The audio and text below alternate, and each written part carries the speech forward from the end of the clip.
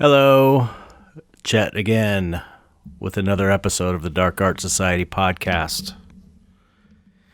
This week, we have a very special guest, the amazing Alan Williams. Now, I've been wanting to have Alan on since we started the podcast, basically, but I was a little nervous to ask him because I think I only met him once. I may have met him a couple times, but I didn't know him that well. And I really, respect his work, and, I get a little nervous asking people to come on the show sometimes. But he's got this Kickstarter going, so I thought this would be a good opportunity to have him on, because it'll help promote his book as well. So I wanted to mention that before I forget, because I forgot in the beginning of the interview. So he's got a Kickstarter going. The book is called Covenant. It's a Kickstarter for a book he's creating called Covenant. So if you search Alan Williams Covenant on Kickstarter, it should come up. And if not, we have the link in the description. And I'm sure it's going to be amazing, and hopefully you all support it and buy it, because it's, his stuff's amazing. So anyway, wow, what a great interview. I'm so excited to share it with you. After I got off last night talking to him, I was thinking, damn, it's such a great episode. And then I was thinking, this podcast is so good. I'm really surprised that we don't have a bigger fan base. I mean, we've got a good, healthy fan base. You're listening to it now. You're one of them. You know what I'm talking about. But for as good as it is, I think there should be more people listening to this podcast, because it's really, and it's not tooting my own horn at all, because, I am not a broadcaster type person at all. I mean, I really suck at it, I think, honestly. But I do speak honestly and ask honest questions, and I am genuinely curious and interested with the guests I bring on. So I think that accounts for part of it being good. But the main part is that the guests that I'm able to get on the show are so good. They're such amazing artists and so interesting. And I just think this podcast I just think it's great. I really do. I feel like maybe I need to do some kind of outreach or get a publicist or something. Just because I want to get the podcast. It's really not because I want more Patreon subscribers for the Dark Art Society Patreon or anything like that. It's really because it's such a great show. I just think like more people need to be hearing this because it's so good. So if anybody has any ideas or can help spreading the word, get it out there, I just want more people to hear it, because I really think we're doing something special here. Anyway, we had a great conversation. I just really great. Alan's amazing, and his wife Vicki's amazing, and you'll hear for yourself momentarily. So anyway, let me get on with the new subscribers, so we can get on with what you came here for, which is the interview. If you hear any like jackhammers, it's my neighbor working on their yard.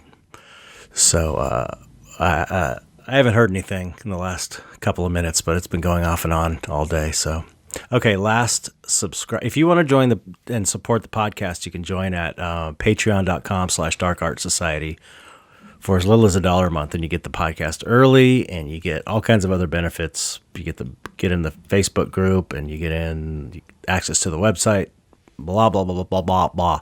Okay. I think Randall Perkins always reports to me every week and lets me know who I left off on, which is really appreciated. Thank you, Randall. He's a super cool guy. Okay. David DeRue. Thank you, David. Franco Emmanuel Carlosimo Pellegrino. Thank you, Franco. Really appreciate it. Jen Sanders. Thank you. And Janelle Chandler. Thank you. if you heard your name and you haven't requested membership in the Dark Art Society Dark Art Society cooperative Facebook group, request membership, and we will approve you so you can get in the group. It's a really great community, and all kinds of cool stuff happens in there. It's really active and supportive, and it's awesome. So, I forgot to tell you what was going on with me. Really, just shipping and getting stuff ready for the holidays, holiday orders for my website. I've got these, 2 of my teeth have big holes in them. I think fillings fell out, and so I've been having a toothache. It's just killing me. It's giving me a headache. I don't want to go to the dentist because of COVID, but I might have to go because it's getting to be too much. So that's pretty much what's been going on with me. Toothaches and shipping basically, and trying to get all of my orders done, and everything else. The book, I'm sort of waiting to hear back on the next iteration from the graphic designer, because I did a ton of stuff for her and uploaded everything. Mackie Osborne is the designer. She's really excellent, doing a great job. So that's happening. It's going to be soon. Please, God. No, it is. It's going well. Okay, I guess that's it. Nothing else exciting. No. Okay. Anyway, on with the Alan Williams interview. All right. Thanks for supporting. Thanks for listening. And please spread the word. And here we go.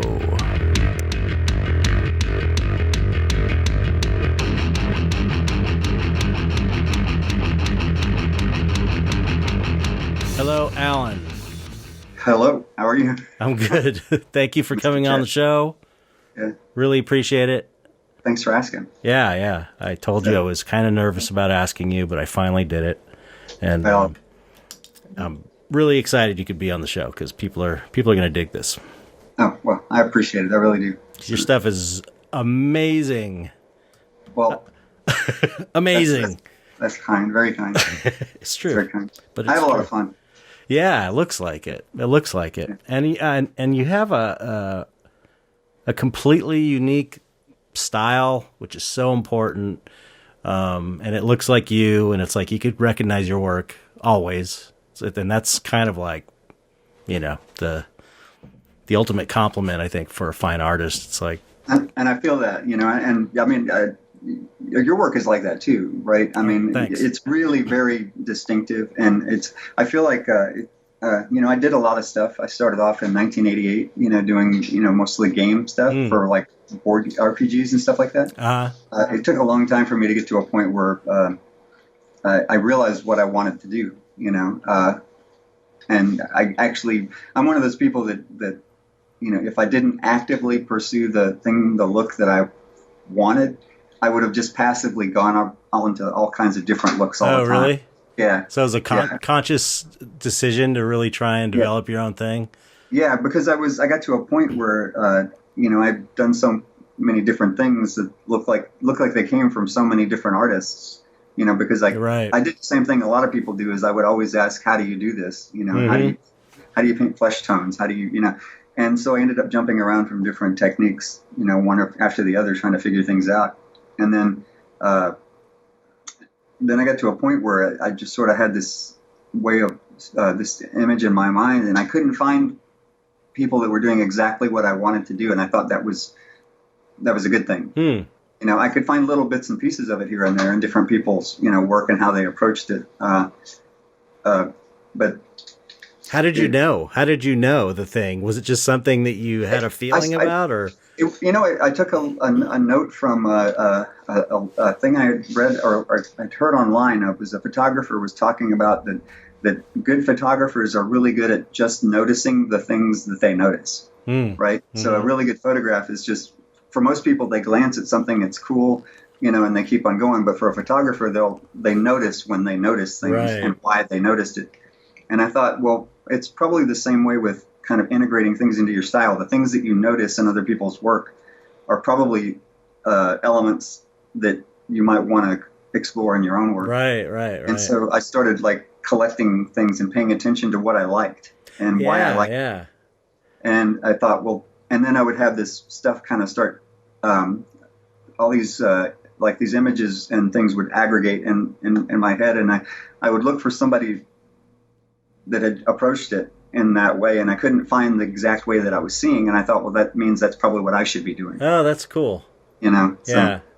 That's a great way to put it. I know that's so hard for younger artists. I mean, you know how it is. It's hard. It's hard to come up with your own thing, especially now when there's just so much art everywhere, online. Yeah. So I often ask artists on here, how they come upon their own style, because it's such a difficult thing to do, I think, Yeah, definitely. It ended up being a question of like me. I guess I stopped saying the question. I stopped asking people how they were doing things because I had learned a lot of technique and things, and I started asking myself, how did I want to do it? Right. Yeah. Cool. And that once I got to that point, I like to experiment a lot anyway. So once I got to that point, I just started pushing all the experimentation I was doing towards finding my own, thing, the way that it, right. An aesthetic or a process. It's not really a defined process, I guess, because the way I work is so different. It's protean, right. It changes from piece to piece practically. Right, yeah. But it still has that look. It always has that look. Thanks. Well, that's something that I started to feel more comfortable with, because one of the things, like, people will say, how do you start these things without sketching first? Because I very often don't sketch at all. I just start. And it's because I know that I can find it on the piece itself. I can work my way through it. Yep. Because I've done enough of it to realize that if I just don't stop, I will eventually get to it. Yeah. So totally, man. You know that with you when you're oil painting, there's always that stage in the middle that is the one stage that makes everybody want to quit when you've got the paint's just not working right. Right. Yeah. Absolutely. In every single piece, you always have to go through it.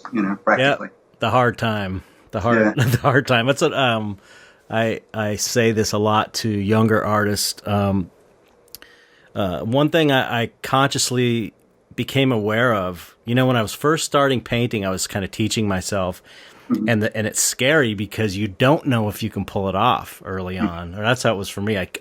So I wasn't confident. And when you get enough paintings under your belt, you don't stress when it's looking like crap, because you can get it. You can get it. You've done it so many times before, and just having that confidence goes such a long way to be able to, I don't know, loosen up and create artwork, Yeah, definitely. Yeah.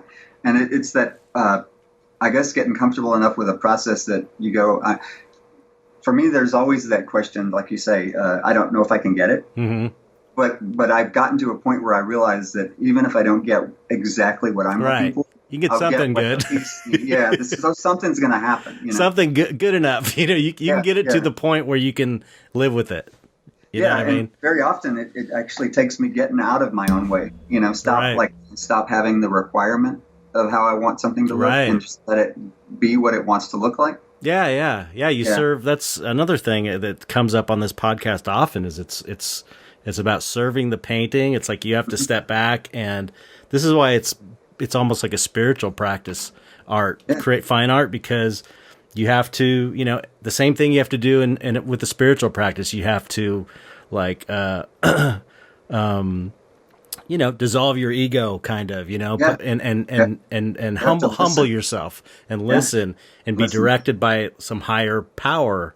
And that's basically, what the painting is. The painting is the God figure in a way, and it's like, how best may I serve you, oh painting? And I'll do whatever you say. You just tell me.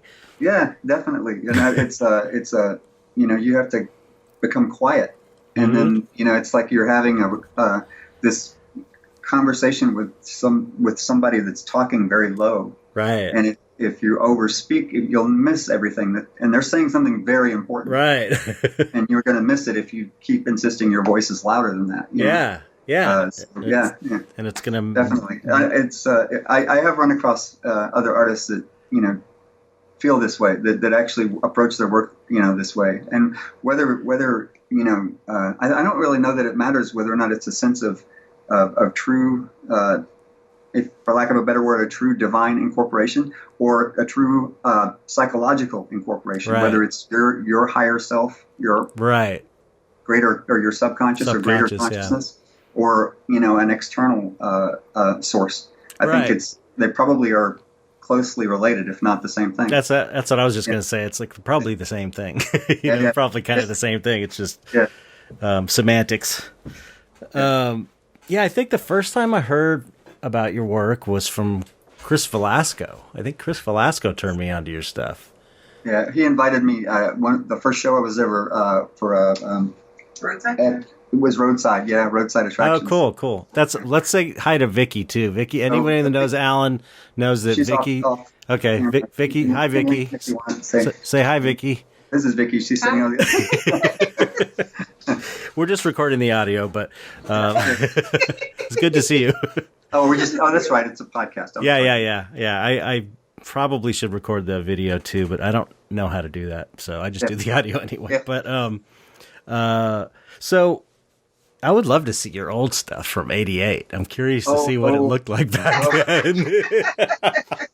No, I did all kinds of stuff from straight up like high fantasy D&D kind of things to I did pinup. I did cute, I did stuff for kids' rooms. I did, like almost like children's book illustration type things, stuff that you would not relate to what I'm doing now at all. And it was all very,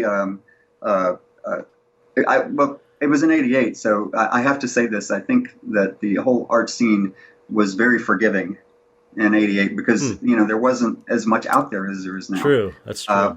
As you go further back, you look at it and you go, would I have been able to get a start if I started with what I had then? Now, I don't know. It's much different now, But there's so much more information now too, though. So So you would have more. This is true.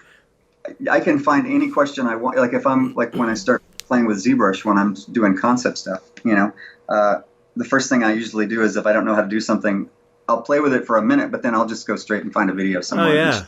It's like, it's just everything is like education is free for this kind of thing online now. I mean, you can find somebody giving it away somewhere, and it's all valid.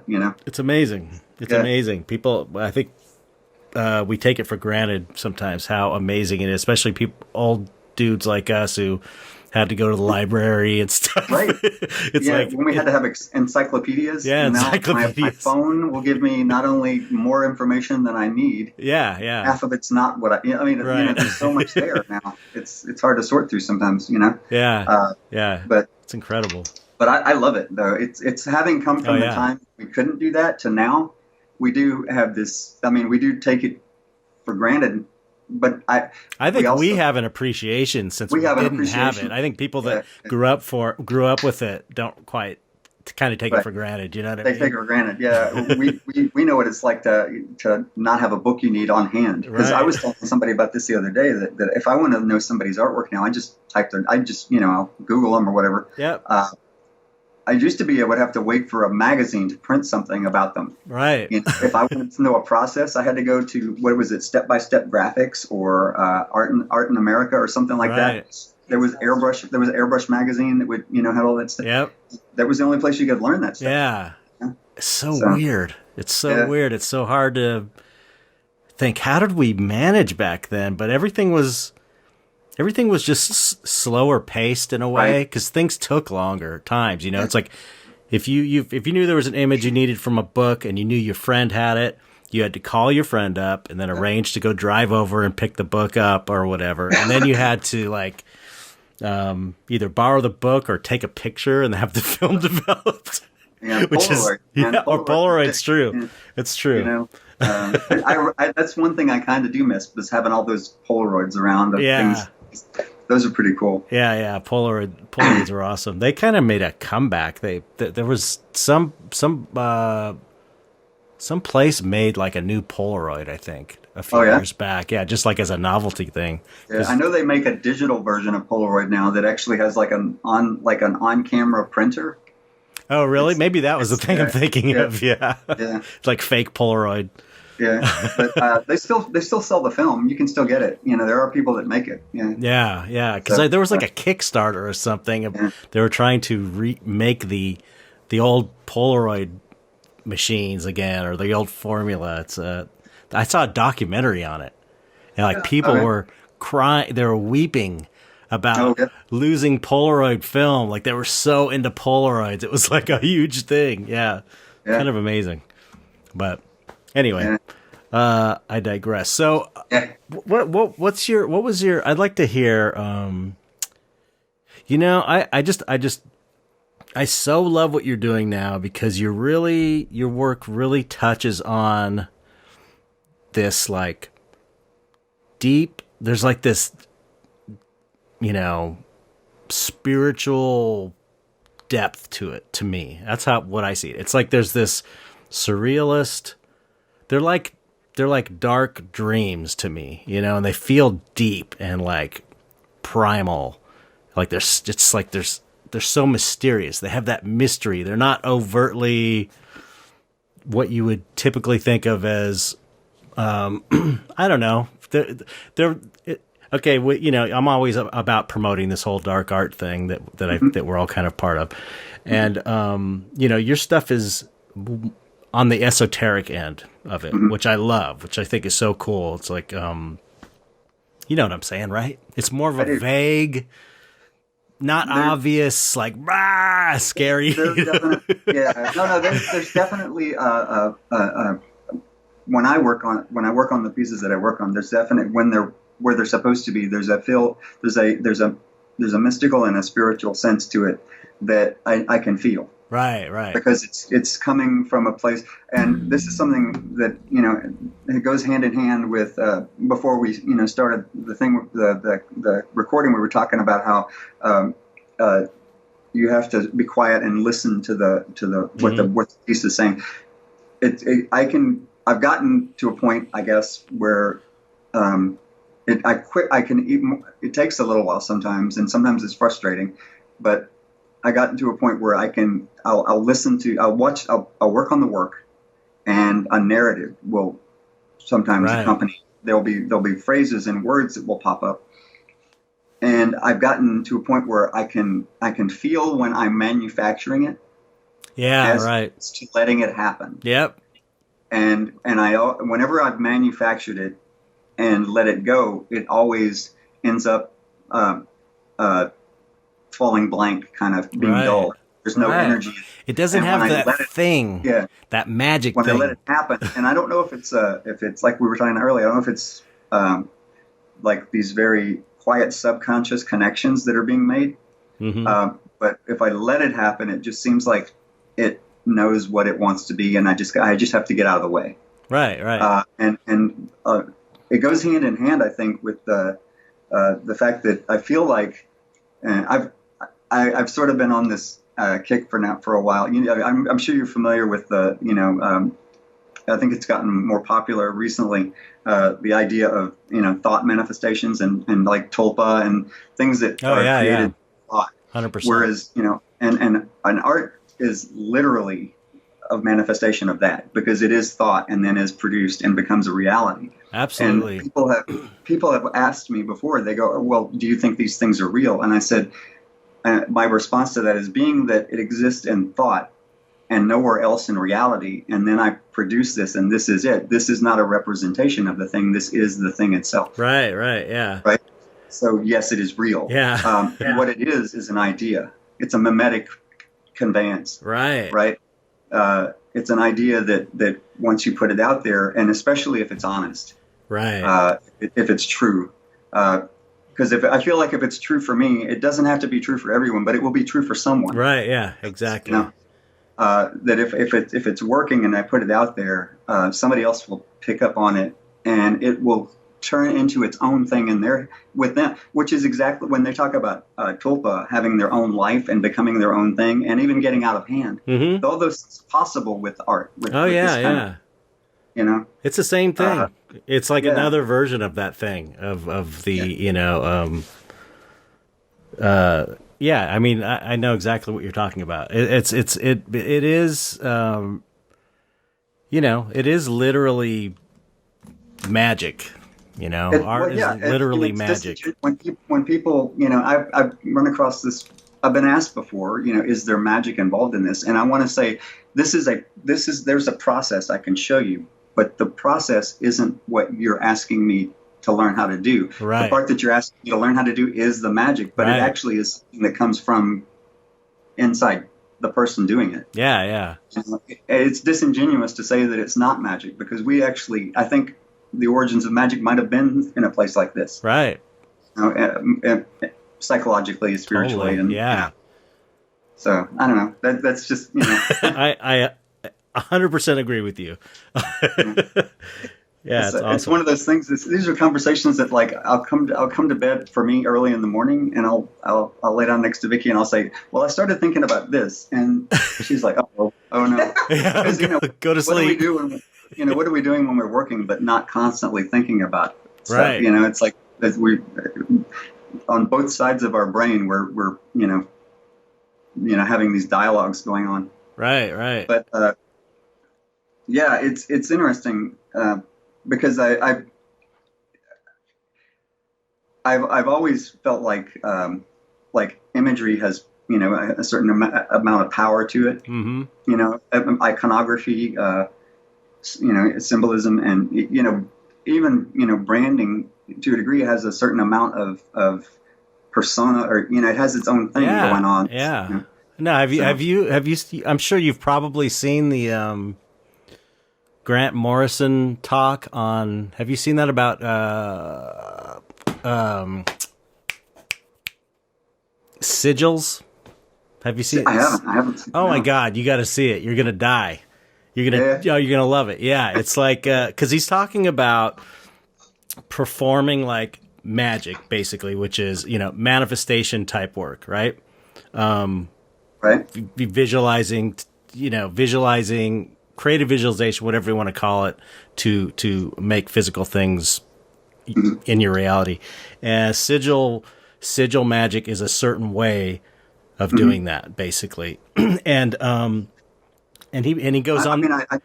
I'm familiar with the idea of sigils and chaos magic and things like that. Yeah. You create, okay, yeah. So he's totally talking about chaos magic, but he goes on about how all the corporate branding, they're all sigils. They're all sigils to do this magic. Yeah, I can see that. Yeah.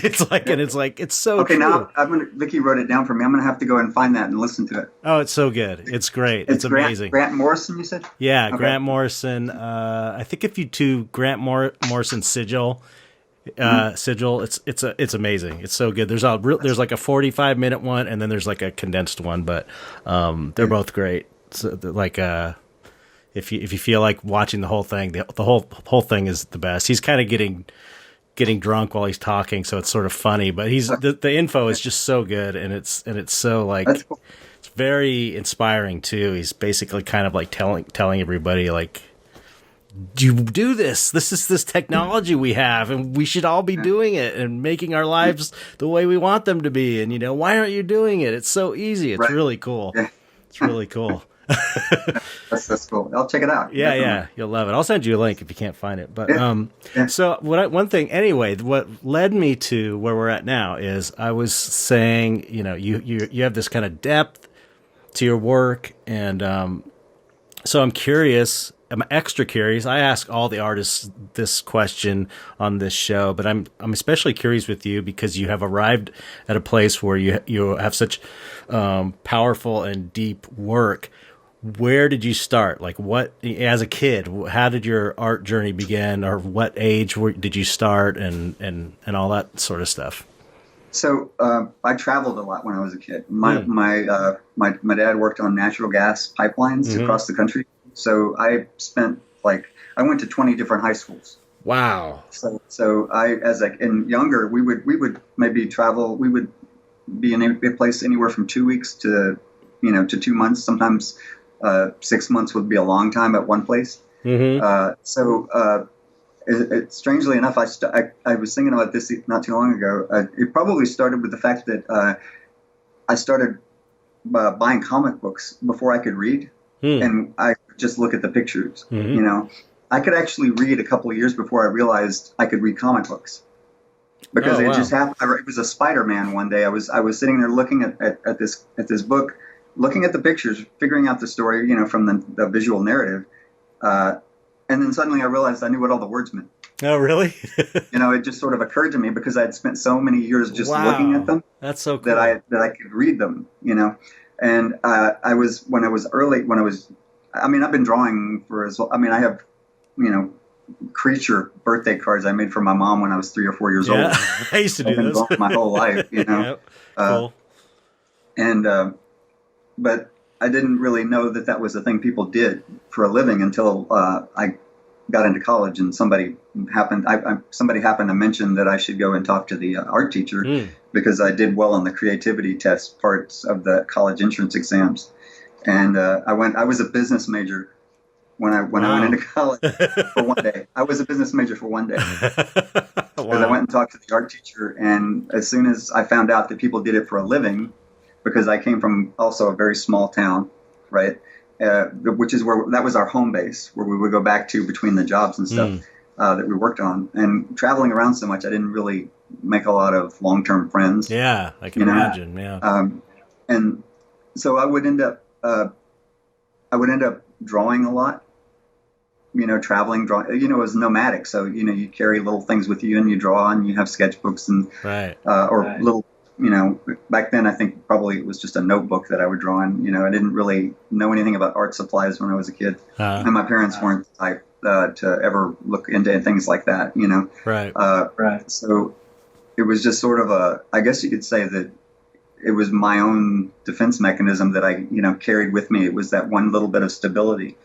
So much so that today it's still where I find a lot of when things are in upheaval, or if I'm nervous about stuff, if I just go and work, it all goes away. It's my sense of stability comes from the work, just from sitting down and doing it. Yep. But I did that, and when I was a kid, I would I drew monsters constantly, and it was always dragons or comic book characters or. I remember drawing the Hulk quite a bit, when I was a kid. I used to love the Hulk. That was one of the few because it's like I tried to get into comics, and I couldn't really get into the superheroes. I was like Tales from the Crypt. I really liked I liked old Mad magazine, and I really liked the old horror magazines, EC. Eerie and creepy. Yeah, eerie and creepy, and even the old ones from the 50s and 60s. Somehow I was able to get my hands on those, and so I never really got super into the superheroes except for the Hulk, and I think it's probably because the Hulk was kind of like Frankenstein, sort of. Yeah, he was like a rage monster. And he had that square head and the black hair, and he was green, and it was like it's kind of Frankenstein-y, And it was that thing that played onto that childhood, somebody's picking on me, and I can turn into something that can do something about that. Yeah. The ultimate fantasy for. It would have been dangerous to make a kid a Hulk. Oh, yeah. But definitely. But those old eerie and creepy magazines were those were my favorite too. The regular superhero comic books, because I traveled a lot. They usually had, they had little stories, but they also had arcs that I couldn't really sometimes follow because they weren't accessible everywhere. But like Creepy and Eerie, they just had those one-shot stories all the time, And heavy metal, I used to, heavy metal too. Yeah, metal quite a bit, Amazing. So, and the first two art books I can remember having when I was a teenager was the Frazetta book that had Death Dealer on the cover. Yep, me too. And that big Necronomicon book it's very expensive now to buy, but it was like $20 or $30 when I first bought it. I know. I same here. Those are my two big ones for me. I still have my Necronomicon, and I loaned it to somebody, and they tore the cover off. So the front cover has been torn off, but otherwise it's in pretty good shape. But it's so bums me out. I'm pretty sure that my original Necronomicon was sold at a yard sale when I wasn't home from my parents. Okay, now I don't feel so bad now. but I recently bit the bullet and bought another one. I found one like a used one.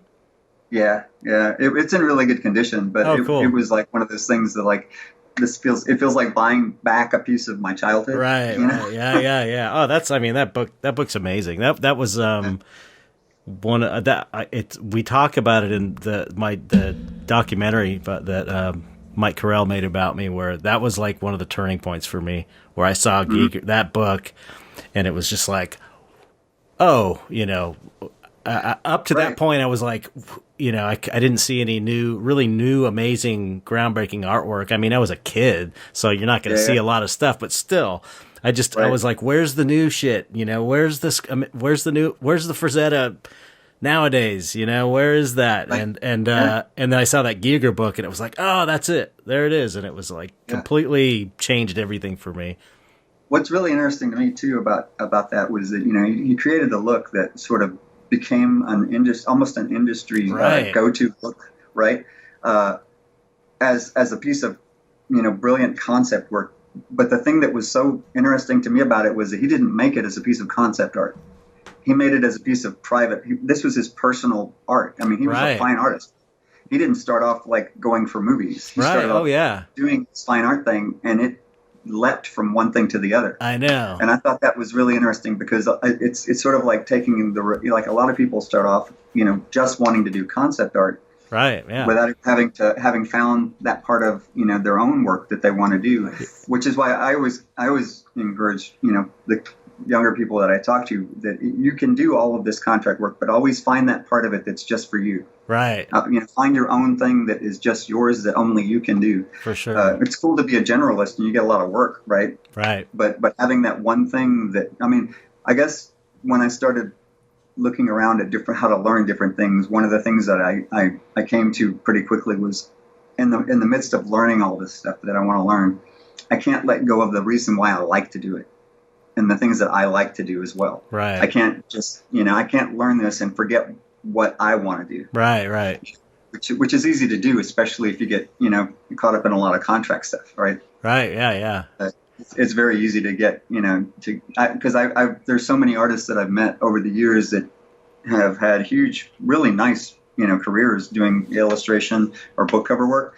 And then they get to that point where they're like, I want to do my own work, but I have no idea what I want to do. Right. Yeah. It's like you lose yourself in that if you go too far in a way. Like I was just talking about this maybe on the last podcast or before the one before, I can't remember, but how I was like, right around age 12, I realized I want to do makeup effects. That was it. Mm-hmm. I completely got the bug, and that's all I studied through high school. And of course I was drawing designs for like masks, and it was all like for a purpose. It wasn't really doing fine art. It was more like, okay, I'm gonna design this new mechanical head I want to make or whatever, some cool creature. And but it was all geared towards trying to get a job in the effects industry because my dad was a fine artist and an illustrator, and he had such a hard time, like, you know how it is. It's like it was boom or bust. It was like there was money and then there was no money for months, and then there was like a big sale and blah blah. And at the time I was just too, I don't know, I thought it just wasn't, I didn't think there was a market for fine art, so I didn't even go there at all. We're talking like a kid in, junior high and high school. So anyway, I was like studied makeup effects on my own with the intent of getting a job. And I got in, right out of high school. I started working in effects, and then I, got burnt out, did the whole thing where I kind of like tried to get out of the industry to be a fine artist. That was like, this is the thing I got to do to get out of the industry, do my own thing.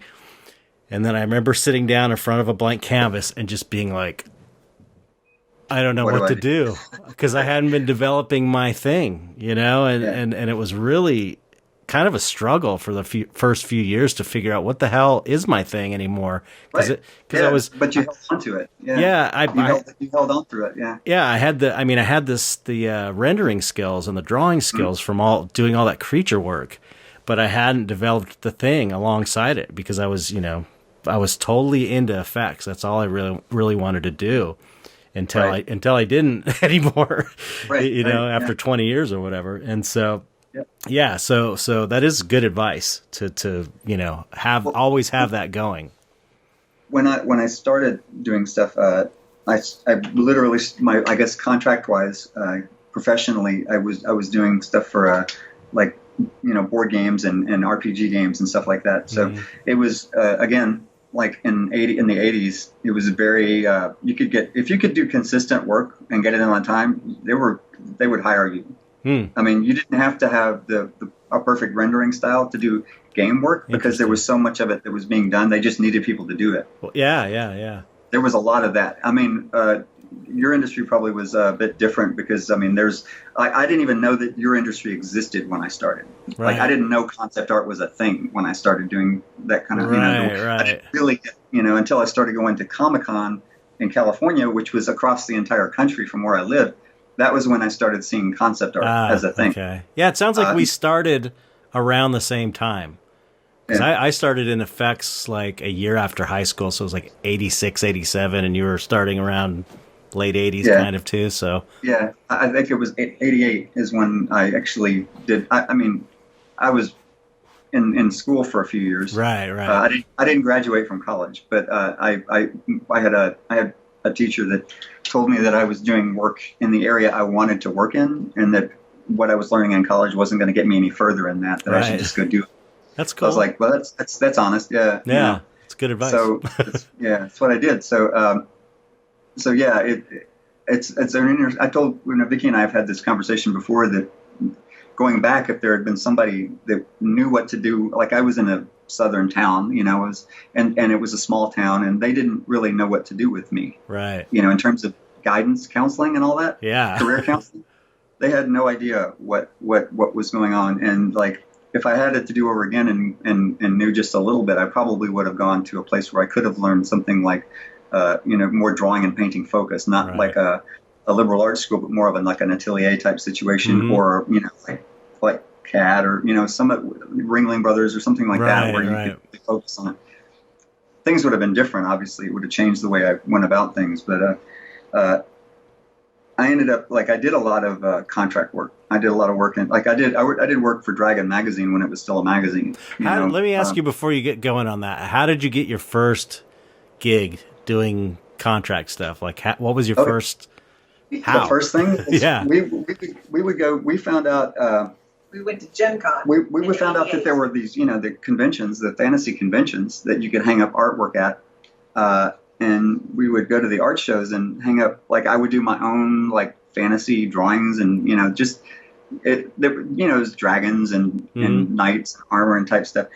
And then we would hang them up in the art shows, and people would bid on them, and they would do the whole, 3 bids to auction kind of a thing. And I had a company contact me from one of those shows. It was actually, they did a game called Car Wars. It was Steve Jackson Games. They did this generic GURPS, generic role-playing systems. And so I went, like, it was completely stuff that I would never have ever done if anybody, like, they wanted me, like, this first game that I worked on. God, was that the first one? Yeah, it was, I had to draw all these vehicles with armament and guns and things on them and things like that, stuff that I had no interest in at all. Right. But it was the first people that had contacted me about working. But it came from going to conventions. Wow. And I actually met Vicki at a convention, too. That's how we got together. That's awesome. So it's like all the good stuff in my life has happened at conventions, basically. Right. Oh, cool. Yeah, so that's where they contacted me about doing some spot illustrations for some of their RPG system stuff. And maybe probably like $15. Yeah, it was like $15 an illustration or something. Really? Because they're super inexpensive, but I mean, that's cool. Hey, at that point. But I kept doing at the same time though. I was still sending my own artwork out to shows, and I would always try to up what I was doing with my own work as often as I could, and eventually, I think the reason I got the stuff with TSR was because I actually sent portfolios out to people. Yeah. Physical portfolios, where like prints and or at one point there were slides too. When they used to do that. I remember those days. So, yeah, I still have my makeup effects portfolio that I would show around. It's funny. It's so quaint. Certainly dating yourselves. Well, sending out portfolios. Yeah, that's sorry. Thank you.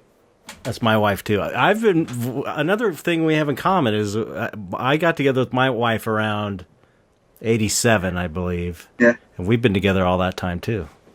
Yeah. We've been together since 1988. There, see, Yeah. that's Yeah. we're doing something right. Yeah. Lots of something. Lots of. She says lots of things. Yep. Well, that's amazing. But yeah, no, I did a lot of stuff for like Dragon magazine back then. I did stuff for Magic. I was in like the first sets of the Magic cards that came out. Oh, really? When they paid like almost no money and a little bit of stock, and the stock ended up being worth a lot of money. Holy in the shit! end. You got stock in that? Yeah. Wow. I was in the second set of Magic cards that came out, the Ice Age cards that were like, and they paid us like $50 a card, and then $50 in stock.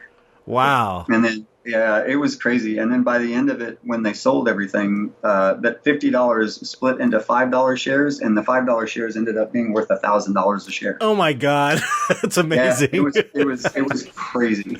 That's and so the royalties cool. at that time were crazy. And I had friends that had like built like 2 and 3 houses on their royalties from Magic at the time.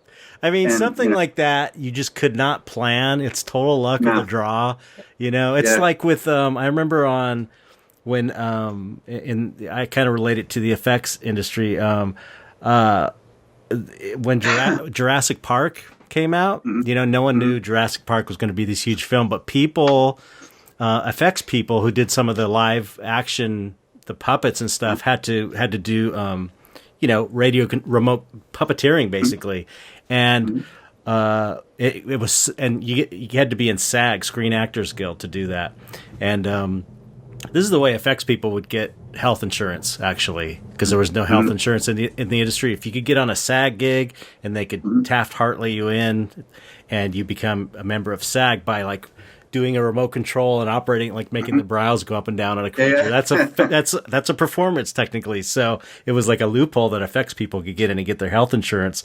And the money was good when it came around too. But people that worked on Jurassic Park who had no idea, because we were all doing SAG gigs once in a while, and it's like, oh, you get a little extra money, you get your health insurance. They bought houses from the residuals from Jurassic Park. These puppets. Wow. So it was like same kind of thing. How could you possibly know? It's just like right place at the right time. Right. It's so amazing. And it's so amazing. It's interesting because Jurassic Park was sort of the first time I'd seen somebody do pencil work that was concept work, because they published a lot of Crash McCreary's. Crash. The dinosaur drawings that he did, and I was like, I fell in love with all that. Oh yeah, they were so good. Yeah, and I finally got to meet him last year. Oh really? At Lightbox. Yeah, it was awesome. That's cool. That's cool. Guy. Yeah, totally. An amazing illustrator too. Okay, so let's continue your career trajectory. You started you got rich doing, not just kidding. You got rich off residual royalties. I had a time of we ate out a lot. During the Magic the Gathering stuff. We would go out to eat almost every night. Yeah. But I had friends that were selling, they would do the Magic originals, and they were getting, like, at the time, what seemed like really high prices for them. And they were like, I had a friend that asked me if I thought that these were real prices, or were they just inflated from the popularity of Magic. I'm like, well, I mean, you can't really have one without the other. They're inflated because of the Magic Gatherer's popularity. That's the way it works. but nowadays they sell for so much more than they ever did back then, and it's just crazy. Yeah. And it's like one of those things where you go, I don't know. I would have probably been so stressed out if I had known how popular it was going to be, that I probably would never have been able to do the work back then. True. Because I basically used that job to try to. That was the first time I'd ever done anything in color. Oh wow! I used all those cards to play with color. I had always done black and white work. Right. Which I tend to always do black and white work now, but I what I know about color had its beginnings in experimenting with that. That's so cool. Learn on the job. Yeah. Yep. And I think I did Magic stuff for a while, and there was some book cover stuff that I did with I went one year. Was it 2010? when was it was 2010 was when the IMC thing started up, wasn't it? Yes. Or a little earlier. But you did all that. I went to like there was an illustrator's masterclass thing that did in Amherst where they had like if you know Donato Giannicola. Oh yeah. Becca Gay, Dan DeSantos, a lot of Boris and Julie Bell go there, and you would go there and you would paint in this big room with everybody for a week solid. That was my first experience with actually being creative in a room with other people, and I enjoyed that. Which is why I really, in the times when I've had to be on set and do concept work on location with other artists, I always love that because it's like, everybody's just kind of got their head. You have those periods where everybody's just working and then suddenly 20 minutes people talk and then they just go back to work. Yeah. But I enjoyed it quite a bit. But that was another one of those things that I got into where the whole process of the way other people make art was demystified for me a little bit. Right. Yeah. Which is funny because I've always thought that there's a period where the work is demystified before it actually starts to remystify again once it starts to become more personal. Right. Yeah. Yeah, that's true. But that was really good for that, to see other people that you thought of as like, high-level professionals struggle with something or start over or, wipe out an entire passage of paint and start again, and it was just the same way that you did it. That's something that, people sometimes don't get to see. Back then, nowadays it's easier because people do it very visibly online. But without going too far, back to the career thing. I after that was after IMC that year in 2010. I started doing a little bit of cover work, book covers and stuff, which was always like I thought the goal in the end was to do book cover art. Which it is a good goal. Well, it used to pay really well too, from what I heard back in the day. It's gone up and back down again, and then it's kind of feel like it's leveled out now because of once everybody realized like digital has an effect on the price of book covers, so it has. I remember talking to other professional artists who did book cover work before the digital stuff and how they were up in the it was like $10,000-$15,000 range for book cover. Yep. And it sort of tanked from their perspective. Yeah. Went down into the couple of $1,000 ranges, and but yeah, it's gone up and down a bit. But I didn't, that was I'd use that as a goal for so long as like this is why you do traditional illustration art is to get to book covers. Right. And you do a couple of them and you go, okay, well, there's got to be other goals because I did that. You know what I mean? Exactly. It's like that whole thing once you realize there's really no goalpost at the end of all this. There's no finish line. Right. Yeah. There's just different directions to go into. That was my experience in Makeup Effects. It's like that was all I could think about from age 12 or 13 until I got to a point where it was like, okay, I'm the art guy here. I'm the lead sculptor and creature designer. I made it. And I was like, okay, this is, exactly. There's got to be more than this. I mean, this is great, but I just felt like at a certain point doing that, I just felt like I was doing it only for the money at a certain point, because it's like, I'm just doing basically the same thing over and over. Like they're not allowing me to really express myself, and they're not really, unless it's like a Guillermo del Toro type guy or a Tool video or something, they're not pushing you to do something unusual and interesting. It's always kind of the same thing. Monsters with brows that go like this, angled, angry monster brows on everything. Brows. Probably there was at some point a lot of spikes involved. Yep, spikes. Exactly. The usual. There was a pierced nose ring and creatures for a while. There was like lots of jewelry. When Brahm got popular, and that was like everything had piercings But anyway, I got to that point. That was kind of one of the reasons I ended up leaving, is because it was, I had, I got there and I wanted to go somewhere else. Yeah, definitely. And then fine art was like, to me, the ultimate thing. That was. It's like, how do you get any more ultimate than doing whatever you want to with your artwork? So and I still tell people, because I love, when I've done concept work, it's been really fun. It's also the most stressful thing that I do is, it's more stressful and more fun than most other things, except for when I do my own work, which is, there is nothing else that compares to doing my own stuff for me. It's the most fun. Yeah, absolutely. Yeah. It's the best. And just because, I that's one of the reasons why I said many times I don't have to iterate my own stuff, because I know in my head what I want to get to, and I can just do that instead of having to find something that somebody else wants. Right. Which is a challenge, and when it's a talent in and of itself. And it's like, if you can, my experience with it was like, if you're working for someone that like a Guillermo or an Adam Jones or something, someone that has a vision and that has good taste and knows what looks good, that's really fun. That's a fun challenge. But, in the case of the film industry, it was like, often you were working for someone that, had less of a vision than you did, like producers and directors and stuff. It's like that don't even know what looks good. Really, right? They don't even. I've had probably a couple. There've been a couple of jobs that I've been on where I felt like I was like the director knew what they wanted, and they already had it. Right. And they just wanted me to be there to close the doors so they could check the boxes for the people who were totally, producing. Man. I've been there before too.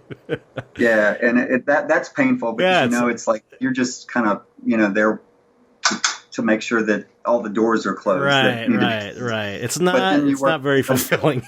No, but then you work with somebody. Okay, I work like with Guillermo. Joel Harlow is like this. Yeah. That just kind of lets you run with things. Yeah, that's cool.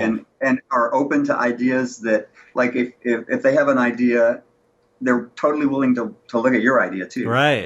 Even if it's different, if it has merit. Yep. That's what I get to. I worked with Guillermo a little bit, and then with Joel, I worked on the new Hellboy reboot, which had it met with mixed regard through the fandom and things like that. Yeah, but the creature stuff you did was amazing. I didn't hear anybody complaining about your stuff. No, thanks. It was fun, and it looked like it was really fun. I was totally jealous I didn't get to work on it when I saw your designs. It was one of the first times that one of the first and one of the only times actually that anybody's ever said, just do what you want to do for this. That's great. Yeah. I've had a couple of jobs where that's happened, and it's just always like the most fun to work on. And it's smart, and it's smart for them too, because you're going to get the most out of your artist, and it's going to contribute. It's going to make your film better. You know, that's why people like, Guillermo and again, it's like, I've worked with a couple other directors that gave me freedom, but the two that come up always are the Tool stuff with Adam Jones and Guillermo. Adam, it's like, another one. Yeah, they just said, do what you want to do. Right. They want you to do your vision. And it's like, it always comes out better. I've never done something that I was micromanaged and directed to create that was better than something that they just said, do your thing. I mean, the best stuff I've ever done was always when they said, do your thing. Because then you get excited about it too. And you really want to contribute, and it's not so much, it's like when someone's telling you everything, micromanaging you and putting you in a box or too much of a box, it's like you're splitting your time, your mental energy between, creating a great piece of work, and then, like you said, trying to figure out what they want, so you're not totally able to focus on the creativity, because you're like, did they like this? And he said he liked that part, but not that part. So I'm trying to figure out what the hell this guy even likes, So and you run into this weird situation sometimes when because we look at a lot of art, you and I, and the people like us, and we have a vocabulary in terms of this kind of art that is broad, right? But when you deal with like this is not a criticism. It's just an observation that there are people that don't they don't see as much of it as we see, so they don't have the same familiarity that we have with what they think of as maybe really odd to us is like, oh well, I've seen a lot of that. Yeah, exactly. It's and so that's also a fine line to have to walk with, because sometimes I have always had to sometimes I'll have to push myself down a little bit to be able to find what somebody else wants, because they're not thinking out, they're not really being as extreme as I felt like they wanted when they hired me, right? Because they didn't really want. Many times they don't really want what I do. They want what they think I could do for them, which is a little bit different, and it's okay. But it's you have to figure out what they want in that regard. Do you really want something that is way out there, that is unusual, or do you want something that people can relate to in a way that is different than what you're talking to me about? That's the hilarious thing is, we used to joke about this all the time in the industry, is that they always come at you at first and like, we want the most unusual, crazy creature no one's ever seen, and then you give them that and they're like, no, reel it back in, it's like it's like they never want the weirdest thing, because we give it to them and it's like they never pick it.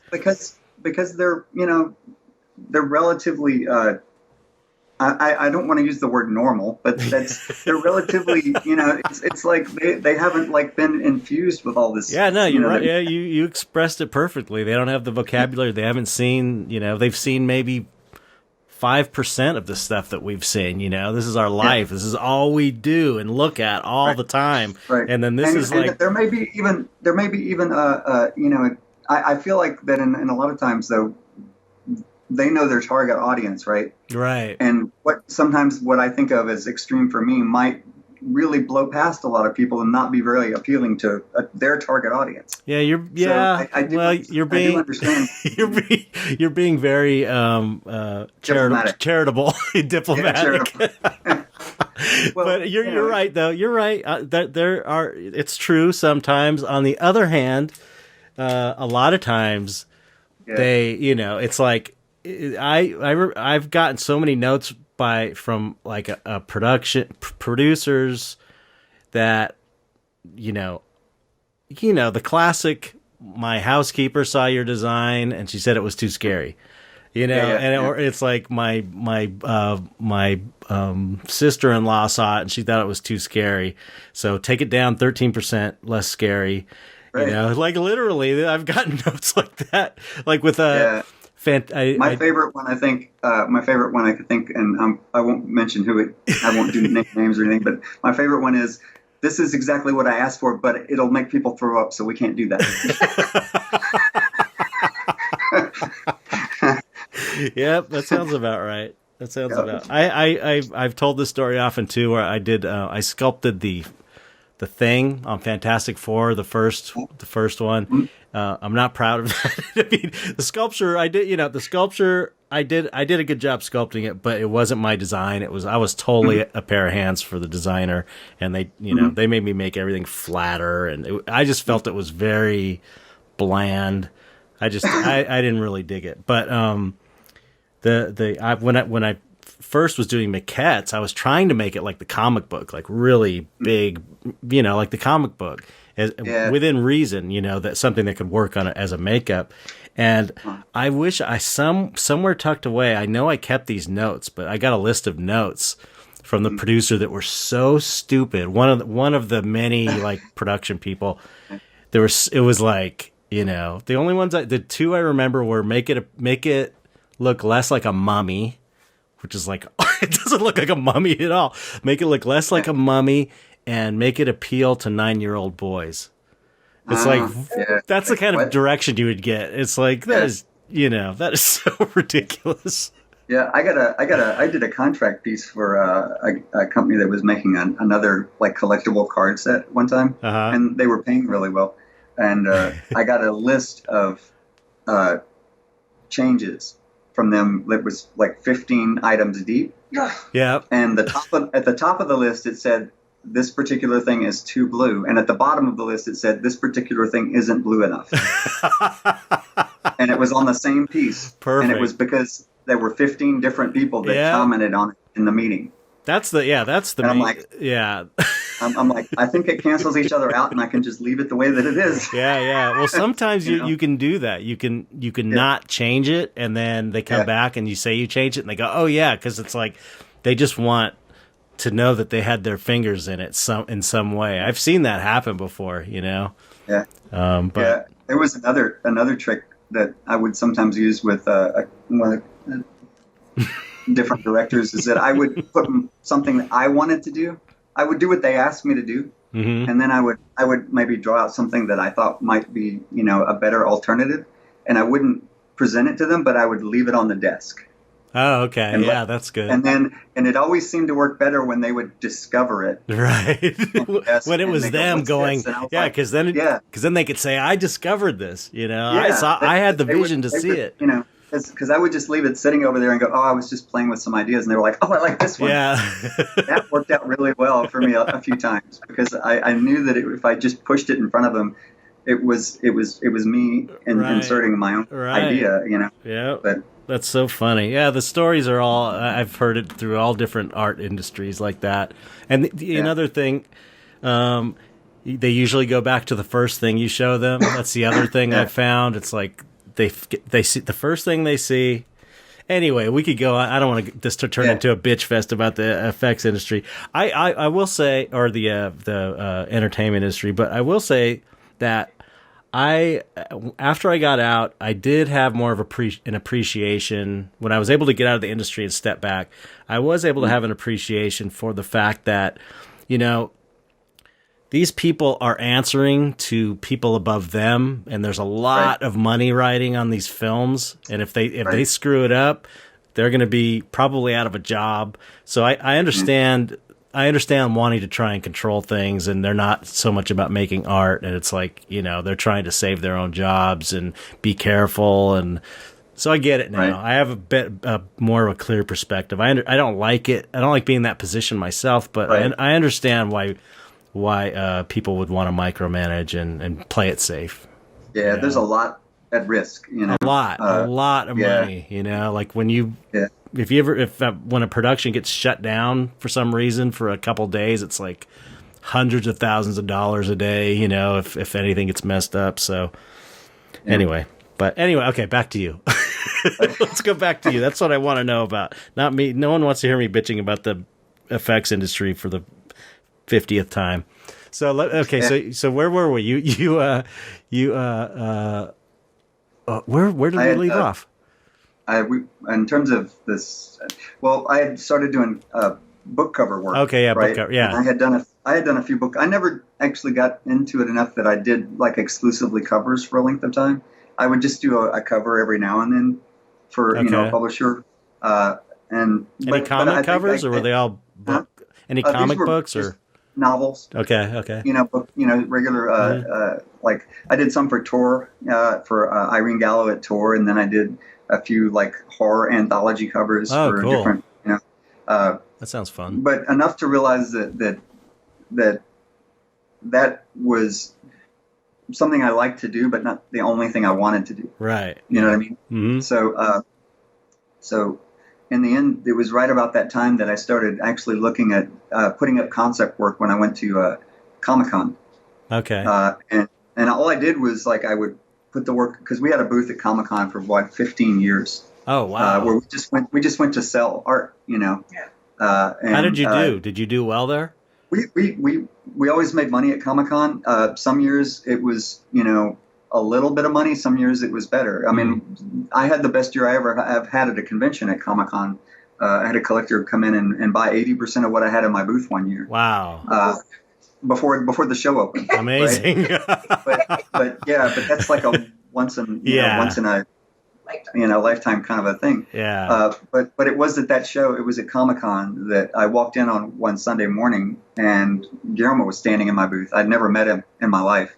I didn't even know what he looked like, and I walked up to my booth, and he was standing there, and somebody had to tell me who he was because I didn't know what he looked like, and I'm like, all of a sudden got sweaty. Because I was like, because the first thing I ever saw of Guillermo's was Pan's Labyrinth, and it was like when I saw that, I was like, oh, this is somebody making movies in the world that I visit myself. You know? Yep.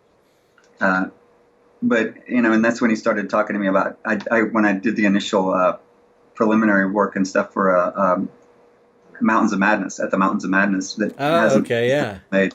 That was fun. Yeah, I worked on that too. I mean, doing design work for the presentation.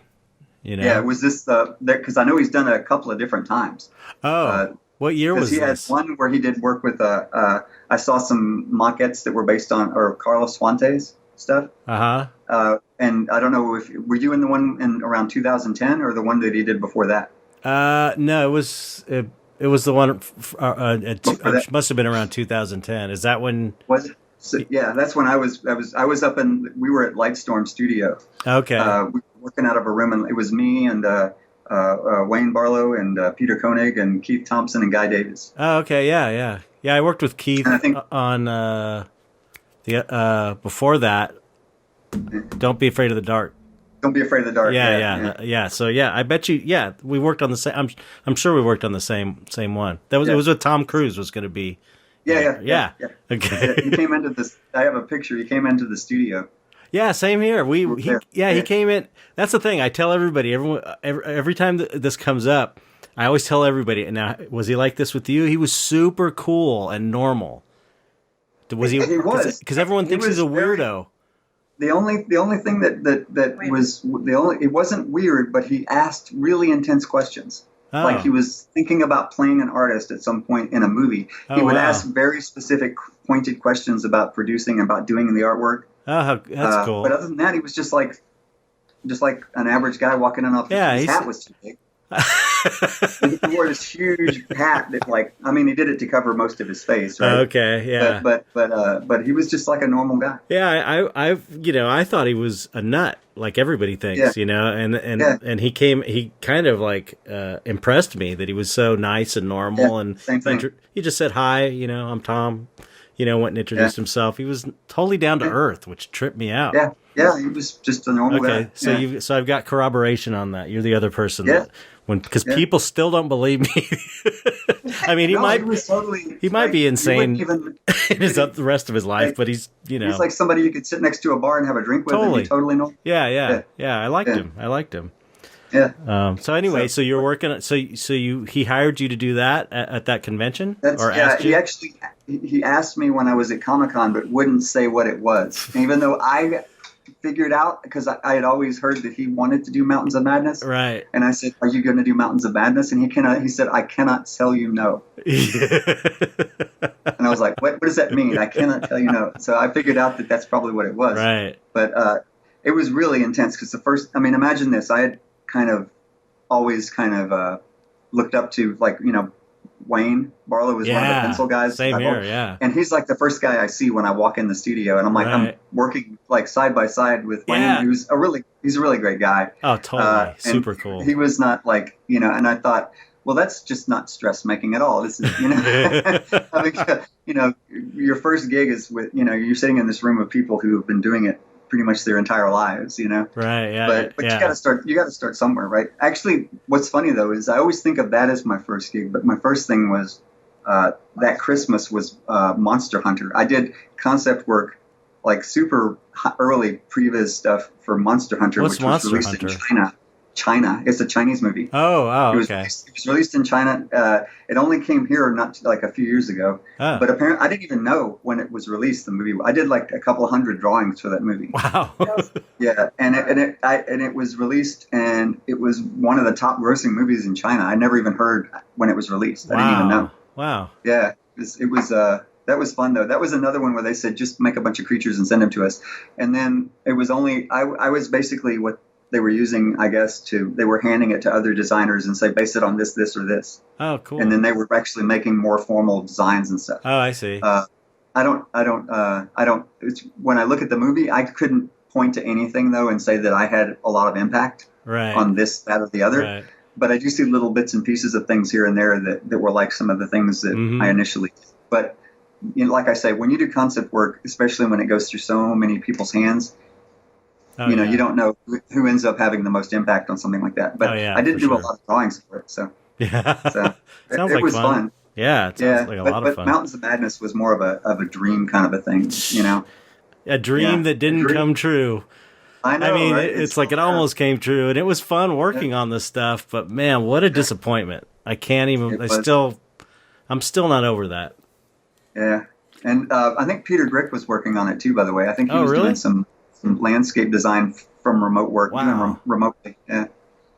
So Yeah, it was that. It was. Did you read the script? Were you able to read the yeah, script? Wasn't yeah, the yeah. script great? I thought the script was Yeah, awesome. I liked it. I liked it a lot. You know, Yeah. I thought, I thought that if you're a super like, a stickler for being, straight up Lovecraft, everything, like word for word, Hmm. you may not like it, Yeah. you Right. know, Yeah. because It was. Guillermo's It gonna put was. his hand on it, Yeah. It was Guillermo's Uh, interpretation of Lovecraft for yeah, sure. but everything that he did in it or wanted to do in it, I thought was going to work out really well. Oh It would have been man. it would have been an intense It movie. would have been amazing. It would have been like. Yeah, It would have been like as amazing as The Thing was when it came out. yeah, John I Carpenter's actually The think so Thing. It too. would have been Yep, like the yep, modern version of that. And it, like, yep. because everything's big now, and it would have been like The Thing Yeah. times a Which hundred. I watched like last night, by the way. Oh, really? The Thing. It's one of my favorite movies of Oh, all me time. too. Me too. Yeah, So good. So yeah, so amazing. And Rob Bottin was yeah, 21 when he did that stuff. When yeah. he That's headed up crazy. that effects crew. Yeah, Insane. 21 or 22. Crazy. yeah. Crazy. So He's a genius. yeah, And John it's Carpenter crazy. too. I love John Carpenter. I'm a huge John Carpenter fan. So that's oh, me too. Yeah, that's where I went though from like book cover work. I Mm-hmm. went into doing some concept stuff, and you know, all this time I've sort of still been doing my own stuff in the background, Mm-hmm. but it didn't really start looking like my stuff until probably, what did you say, around 2010, around the same time I started doing concept work. I started getting really more, I guess, focused on the way that I wanted to do things. Mm-hmm. When You you know, went to your own work. yeah, I started getting my work ethic from, having, basically sitting down and working for a certain length of time, came about when I had kids. Right. Because when you have kids, I don't. Do you have kids? Mm-hmm. Yeah. They're Yeah. So grown up it's adult like if kids you now. don't schedule things, Yeah. you don't get to do anything. Because Yeah. So I figured out if I didn't work when I could, I would never get anything done. So that's where I sort of developed my work ethic. And then right after I started doing concept work is when I started trying to really figure out what I wanted things to look like myself and why I wanted to do it. Right. So So and that kind of builds into now. yeah. Did you continue to do a lot of film creature design and stuff? I mean, have you done like? Is it a regular thing, or is it kind of like sometimes you do it? It's like I do, since I started doing it in 2010, it's been maybe once a year, twice a year, I'll work on Okay. something. That's And then the perfect. rest of the year, yeah, yeah, That's how I would like to do it. It's like yeah, once in a while, once or twice a year yeah, for a cool project. It's like I'm all yeah, for it. yeah. It was I the doing it 40 hours a week that was killing me. Like at another yeah, place and going in and right. driving through traffic and then all day every day. It's like no, I got to do my own Last year, thing. last year was my heaviest year. Like I worked a lot last year in like probably Three or four different I think there were different four films. different films. Oh Uh, wow, and then it went from last year being my heaviest year to this year. There's been none right, because it's like nobody's getting together to do a lot of stuff. right. Or it But just you had that one other time too. It just yeah. cycles around. Yeah, it sort of like goes in waves, Mm-hmm. I got to work on some Amazon stuff last year that was pretty cool. More security involved than anything I've ever had to work on Really? before. Yeah, I had to buy an encrypted, like physical encrypted hard drive to keep things in. Wow, They were really tight. what Like a they wouldn't trip. let the artists see what the other artists were doing. Wow, how weird. Yeah, This is for it was. Amazon original stuff. It was for an Amazon series. Yeah. Yeah, that I'm still not supposed to. Oh, okay, that's I'll tell cool. you. I'll tell you about it when we're off. Okay. But it was one of those things that That's amazing. it was a couple $100 million budget going into it, so they didn't want any of it getting out. Wow. Wow. So Wow. So you're But when you do, I mean, I didn't get that money, but right. You got 100 million. yeah. So I remember when the Fantastic Four came out, and everyone was talking about it. All the fans were talking on the message boards. Back then, it was message boards, and I remember someone's writing on a message board, "Hey, I heard Chet Zar's working on Fantastic Four. I wonder how much he's going to make." And someone said, "Probably around 500,000." And it was like, from your mouth to God's ears. It was pretty hilarious. Yeah. So You should tell them how much the gaffer makes. The guy that tapes down the electrical cords makes a lot of money. Right. Totally. Probably making more than me, actually, if he's in the union. Yeah. But okay, so are you, when you do these projects, do you ever like fly out to where they're shooting, or are you pretty much able to work from home? Most of them have been remote. Yeah, that's Guillermo likes you to work in house when you can. Right. Yeah. Guillermo likes you to be on location. Mm-hmm. When I worked I worked on Noah with Aronofsky, and they wanted me in New York for that. I got called for that actually. Yeah, I got offered that, and I couldn't do it. I couldn't go out there. I was like, I just can't do it. It was pretty interesting. It was me and Neville and Spider. Ah, that would have been fun, man. I wish you could have done it. It was pretty. At that point, I had my fine art thing going. There's no way I could have just stopped for a couple weeks or however long it lasted. Right. I had to keep the ball. I had so many things going. This was funny. We were working in we had a little studio for the artist, right? And Aronofsky was he was almost in the office every day doing sound editing. Mm-hmm. So we got to hear we got to hear Russell Crowe say like the same line over and over again for like 2 weeks. It was like, and sometimes it would be sped up, and sometimes, oh my God. And sometimes it was a slightly different line. But we were like in the room next to this. Hearing, I was like, how do you stay in a room and do that and not go crazy? I know, yeah. Listening to the sound editors, I mean, that's what like they torture. do. I mean, that's such a.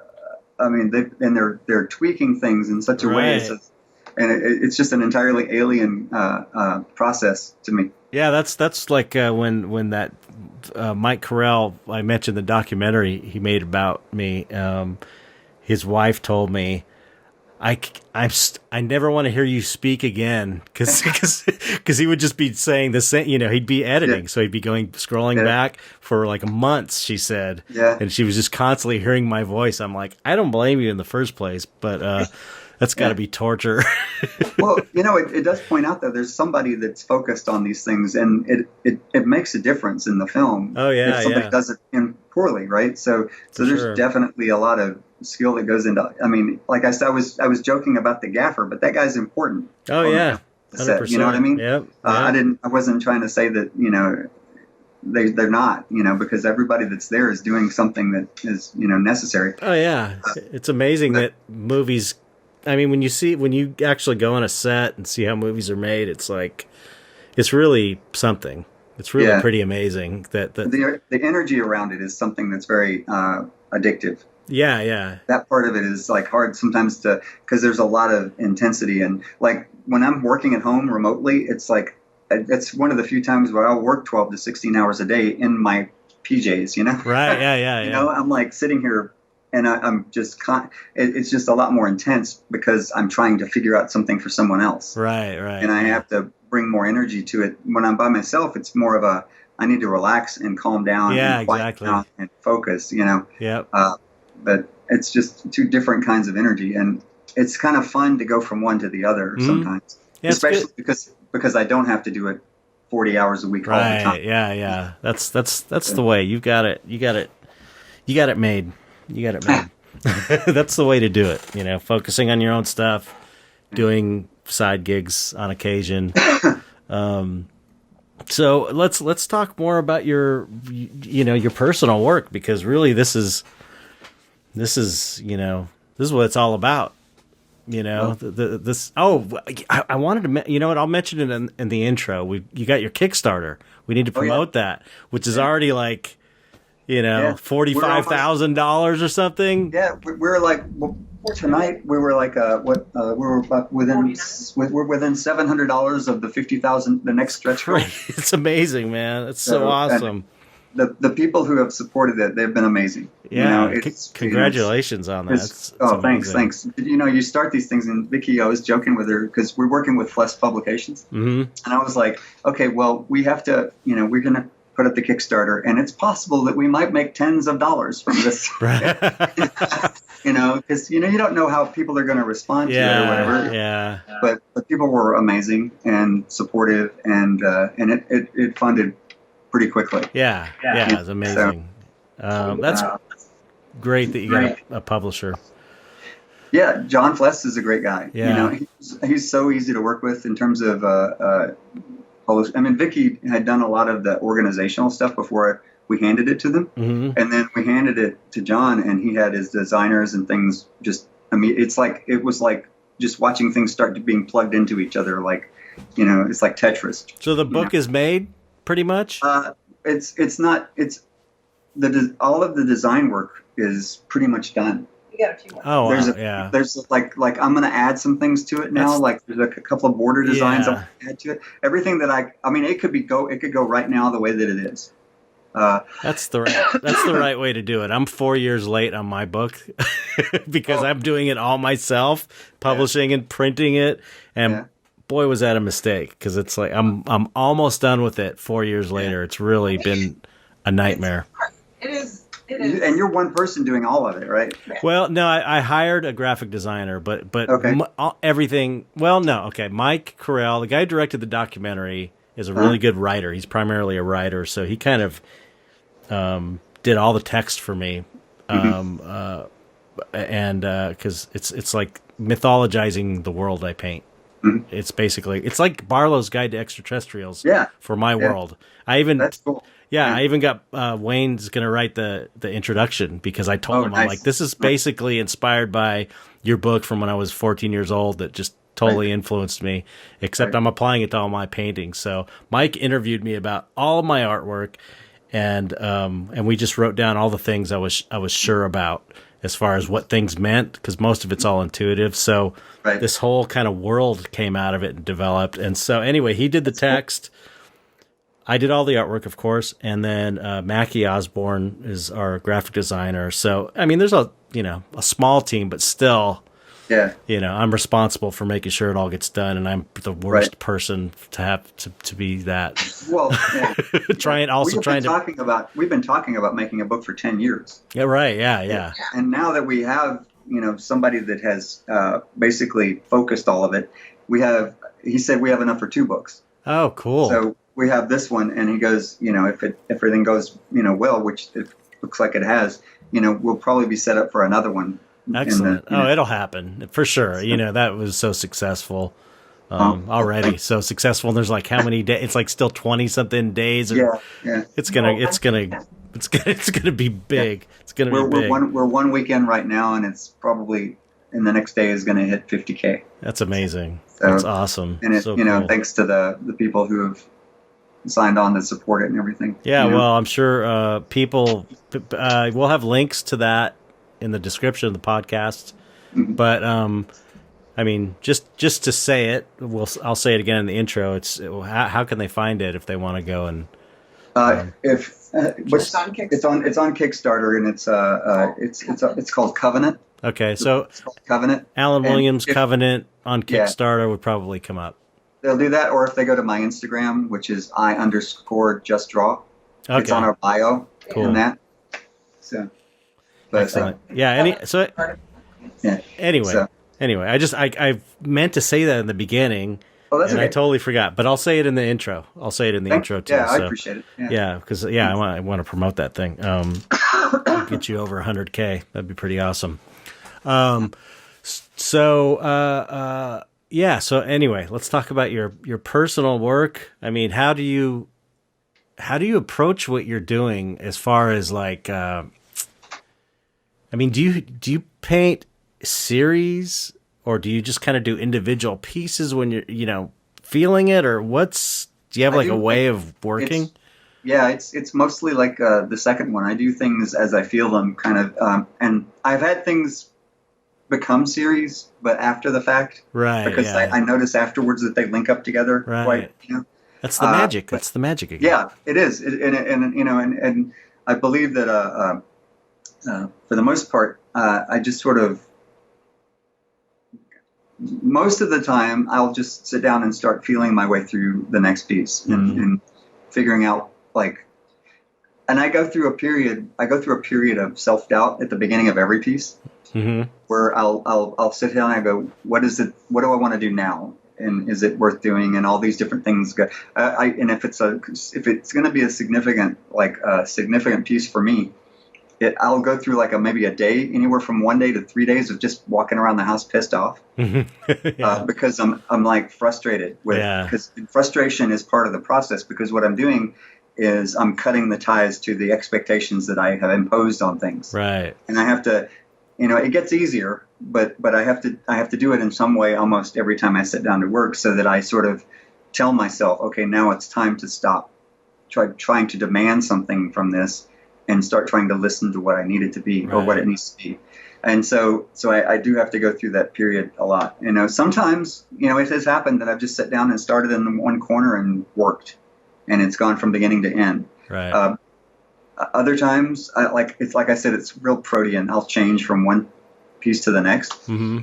Sometimes I'll have a sketch, that I'll start with, and the sketch may not end up looking like what the end result looks like, and so I'll still keep the sketch because I know that's still waiting to be done. Right. Because the piece that I ended up with is so far removed from what I started with that it's a completely different thing now. But that's what that to me, that's one of my favorite things.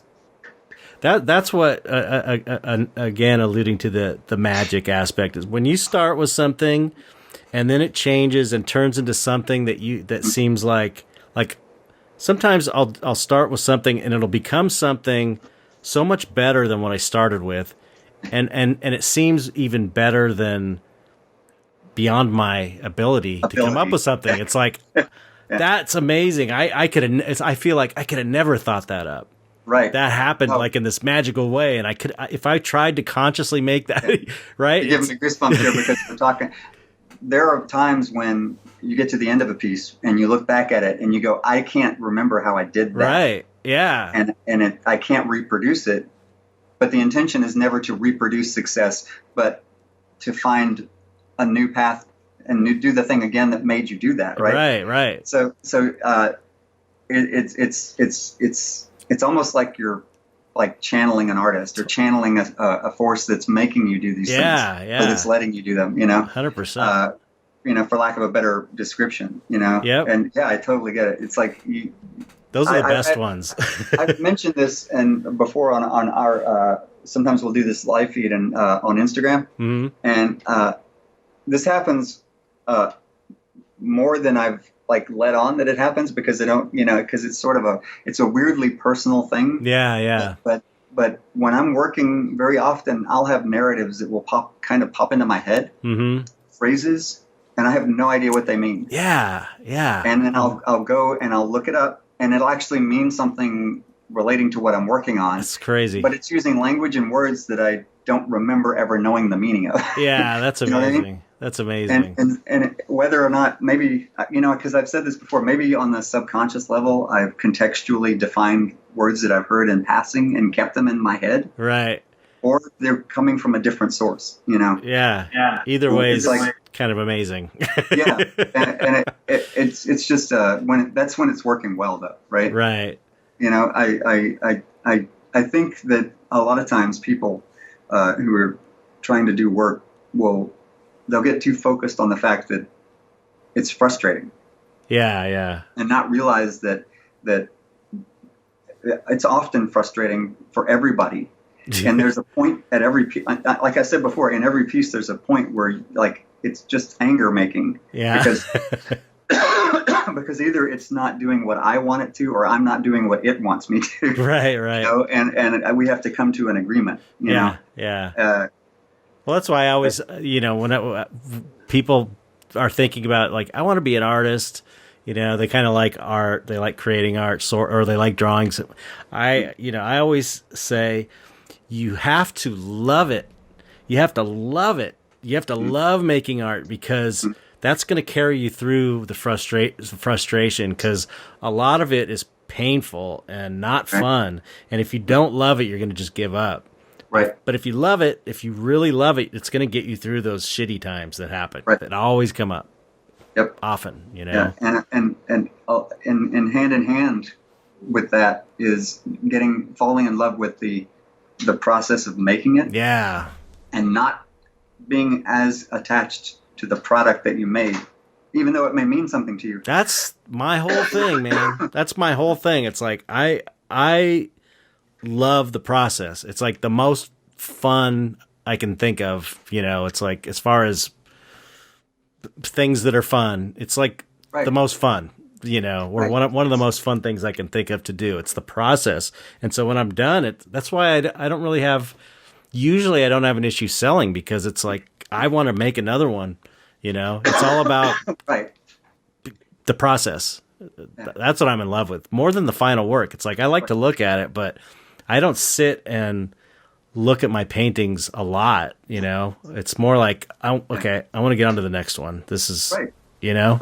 Because doing it, to me, feels like it feels at once like meditation and like prayer. It feels like all of that. Yep. You know, especially when it's working and I'm into it. Yeah. And it's just like, you know, we get that time dilation that happens. Mm-hmm. Where you'll sit there and all of a sudden it's like way past the time you're supposed to be going to bed, or you've missed a doctor's appointment, or, you know. Yeah. You know, and it's like, I mean, you know, people refer to it in terms of the flow, you know. Yeah. And I mean, that's as apt as anything else to call it, you know.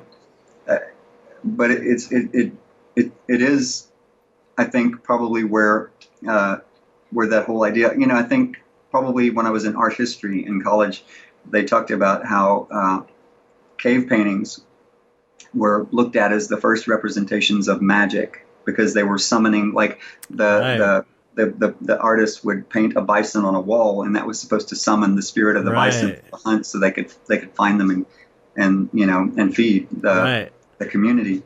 And I think that the whole idea of magic being associated with art has been romanticized, but it actually is a thing that exists without being romanticized. Right. Yeah. Depending on what you think magic may be. Right. You know, whether it's a psychological connection, you know, or a divine connection, you know, or some other connection, you know. Yeah. So. Yeah, I agree. 100%. Just like a lot of the images that I produce are guardian figures. They're guardian entities. You know, these are they look. I guess that I'm paraphrasing something. I don't know where this came from, but I heard somebody at one point a long time ago say, "Many true things, when first presented, must wear a terrible mask." Oh, that's cool. I love that. You know? and thanks. And I'm paraphrasing it, but what it meant to me is that the truth of something isn't on the surface of it. Right. Yeah. Right. Yeah. And it's been a constant theme with the work that I do, with what I've taught my kids.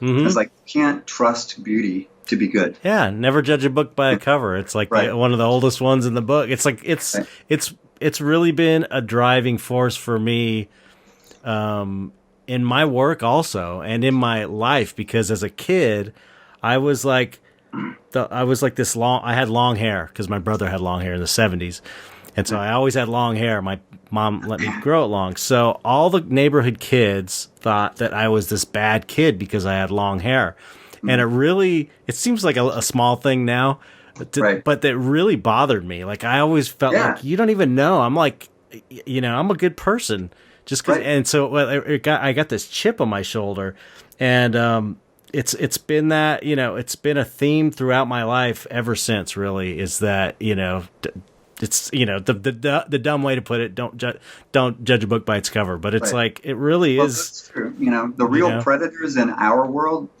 they look harmless. Yep. You know, they're the reason they're successful predators is because they look harmless. Exactly. Right? And that's just, you know, it's the foundation. That whole idea that evil looks grotesque is foundationally it's a prejudice. Yeah, 100%. That belies a a fault in philosophy with people. Yeah. And they buy into that, that evil is ugly and beauty and good is beautiful. Right, right. Those things don't mash up very well to the real world. Yeah, yeah. It's very childish. It's a very childish perspective, kind of, immature perspective. And based on the stuff that we look at, we have a very different sense of what looks beautiful to most of the world.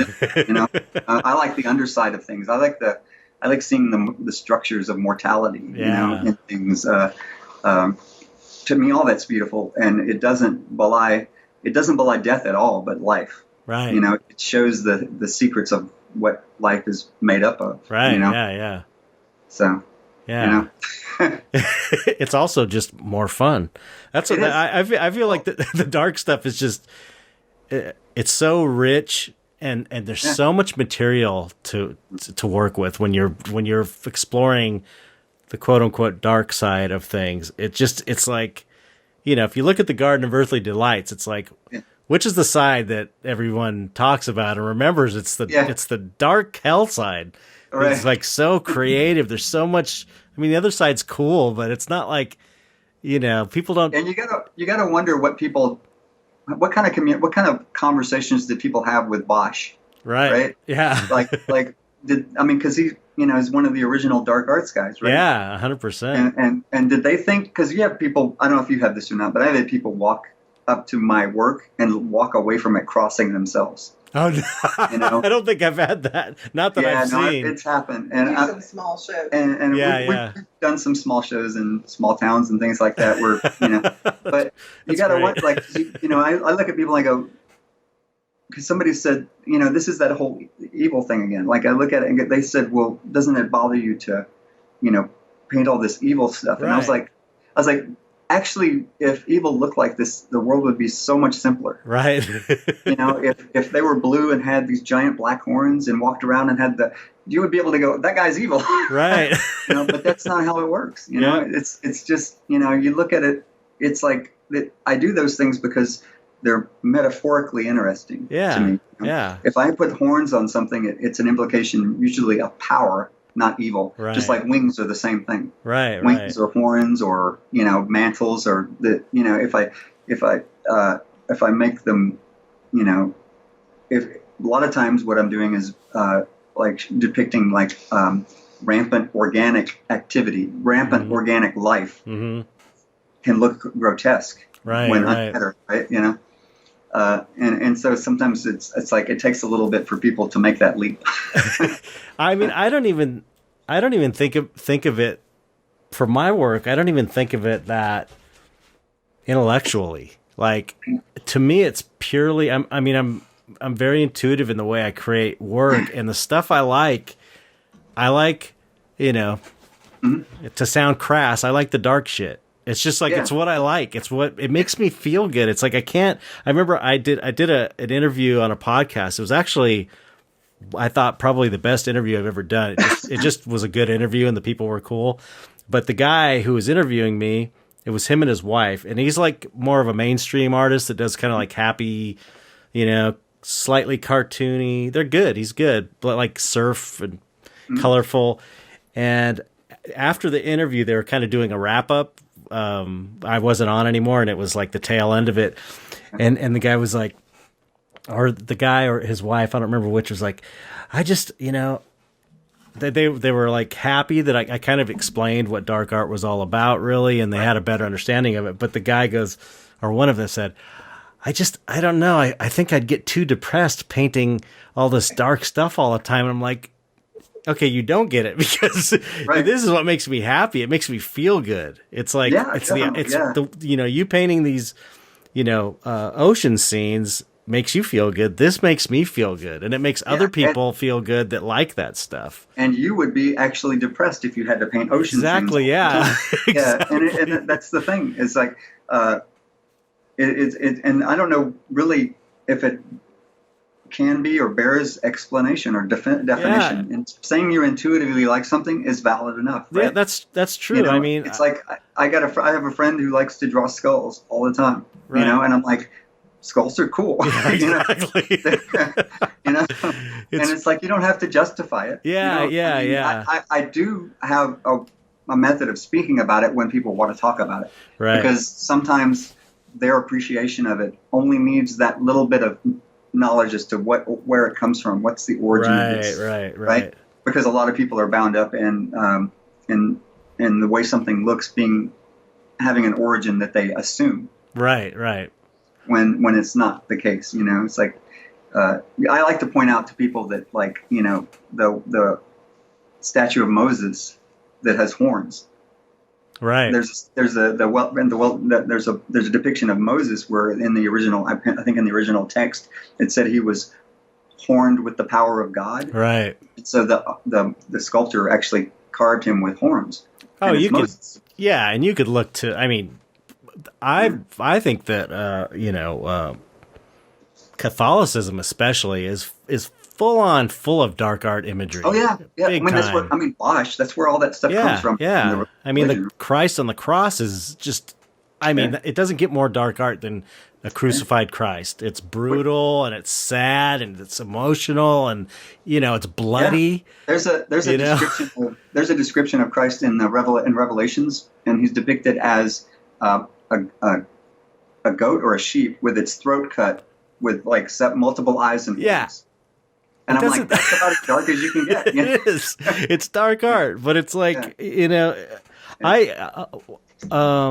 I felt when I was first showing there was no dark art scene whatsoever when I first started showing, which is like early 2000s.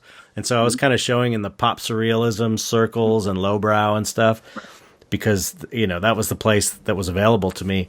And I always felt like I had to justify myself all the time. Like, why? Because everyone was like, or not everyone, but a lot of people were like, they didn't know why I was doing it.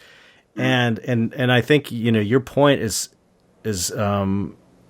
perfect. Really, it doesn't need a justification. I think that's something that I'm only really come to terms with since I started this podcast, or not come to terms with, but accepted that that's the fact. Because one of the ideas with this podcast was to sort of educate people about why dark art is good actually instead of evil. It's not. It's good. It's a good thing. It's positive. It's uplifting. It's everything that you think it's not. If you're it's the opposite of what you think it is if you're not into it. And so but the idea of that it doesn't need justification. It's like cool people cool meaning nice people that are that. There's they're good.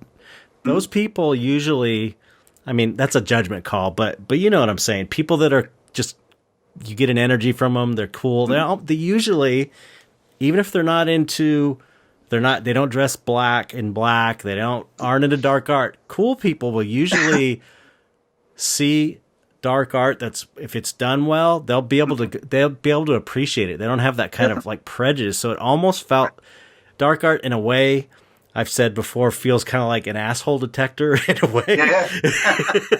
You know what I mean? It's like as long as it's a good painting, it's done well, then you can kind of tell who the kind of the assholes are, in a way. Right. It's and I think, like I said, that's something I tried to teach my kids is a theme. It's the same thing over and over again. You can't judge things. You don't make assumptions about things because of the way they look. Right. Yeah. You just you react to them. The word that is used quite a lot and is apt is visceral. You have a visceral gut reaction to these things. Right. And I respond to that kind of work as well. Right. And I just look at things and I like it. I mean, I can appreciate a well-made alla prima painting of a a landscape or a seascape or a bowl of flowers, and I can look at it technically, and I can see the mastery behind it. And when I look at something that's more along the realm of the things that we look at, it makes me feel good. There's part of me, just like you, that it sort of excites me. Yeah. Than the other thing, and I think that actually in a lot of ways, it's like it does take a while to come to that where you realize, in the end, that finding that thing that makes you feel good when you look at it and doing that in your work is kind of whichever direction you go into is kind of, I think, what being an artist is about, is finding that part of yourself. Right, it's right. Just you. Yeah, so I got so hung up trying to justify myself that I kind of like really delved into why I was attracted to dark stuff. Like, you can look at my family history and my early childhood experiences and a lot of instability and crazy chaos going on around my household, and being attracted to horror movies because of that makes sense, and drawing monsters to gain a sense of mastery over the things I couldn't control and I was afraid of. It's like I've gone there, and all of that might be true, but it still feels like, regardless, it feels like it's just how I am. It feels like I was always like that. Yeah. It's like being gay or something. It just feels like, it's just like, I can't help it. This is what being I love. Who you are is definitely, and like, I'm going to say this, like being gay, it requires no justification. Exactly. Yeah. Right? Yeah. Just be who you are. If that's how you are, then it's all good. It doesn't matter. Exactly. You shouldn't need to justify it. Yeah. Yeah. And I always relate to, I just watched, and this is a movie I want to see them remake so bad. I know that they did a version of this on Castle Rock, the series Castle Rock, but I want to see a new remake of Salem's Lot. Yeah, I know. And especially the kid in Salem's Lot. Oh, yeah. It is the one who builds all the... I post that. I'm like looking at that guy. When I watched that, I was like, if I'm any character in this story, I'm that kid. Oh, yeah. Just like you probably did, 100%. Right? That was me, too, because that was like... I even did I don't know if you did the Aurora monster models. Oh, I did. Yeah, okay. So it's like, I was also into magic too when I was a kid. Yeah. Like the kid was into magic and making monsters and stuff. And there's a clip on it from that I post, usually every year around Halloween. It just kind of comes up on my feed, so I reshare it because I filmed it off of my, with my camera from my TV. Yeah. And it's like basically the father saying, "Why are you into magic and monsters and all that stuff?" And the kid goes, "I don't know, Dad. It's just the way I am." It's like it's kind of says it all right there. And right. It's, and that's all the explanation necessary, right? Yeah. So it's funny. It's because it's weird to. I guess maybe not everybody has that hang up about needing to justify it. I think it's easier now too because there's more of a scene and there's more people that are into it. Yeah, definitely. Yeah, there's more of a, even you can say a community that is obviously not worried about justification. Right. So, it's all out there. Yeah. That's just so cool. It's just so much different than it was when I was yeah. Yeah. I just love it. I love the fact that you can look out there and see that there's so many people, relentlessly living their own life. You know what I mean? Yep. So yeah, I was the only kid probably in my town growing up that was like this and into that stuff, and I'm sure, you probably you grew up in the one town that I would go back to when I was young was probably maybe 2,000 people in the town. Wow. Yeah. So it was tiny. Yeah, and in the South too, right? And Tennessee. In Tennessee, okay. Yeah. Wow, yeah. So you were definitely the only one. At least the only one who was outwardly that way. I was definitely odd man out most of the time. I just wonder, I wonder if there were other kids that just couldn't be themselves in that way. You got to wonder. Sure. Yeah. I remember running into a few, that were, I would run into an artist every now and then when I would travel. Mm-hmm. And like my first, I didn't really have any art classes when I was in high school. Oh, really? I didn't have anything until I got to college. Oh, wow. Which is weird because there was an art teacher at the high school that I would go back to, but I was never in any of the classes. I don't know how that happened, but But That's I was like, my first experience with getting approval for doing artwork was in high school when they would have poster contests. Yeah. Because for the time that I was in high school, and for the time they had poster contests, they would have a contest every year, and I won every one of them. Right. And so they stopped having them for a while.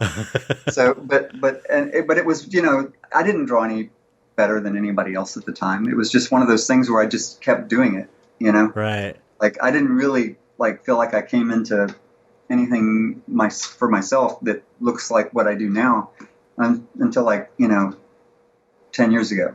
Right. Maybe 15, you know. Yeah. Some professional skill, I guess, you know. That's I mean, again, this is around the time I hit discovered my thing in fine art. It was like I did a series of paintings around 2005 is when I found my thing, which is kind of these, you know, what I do, the monster portraits, basically.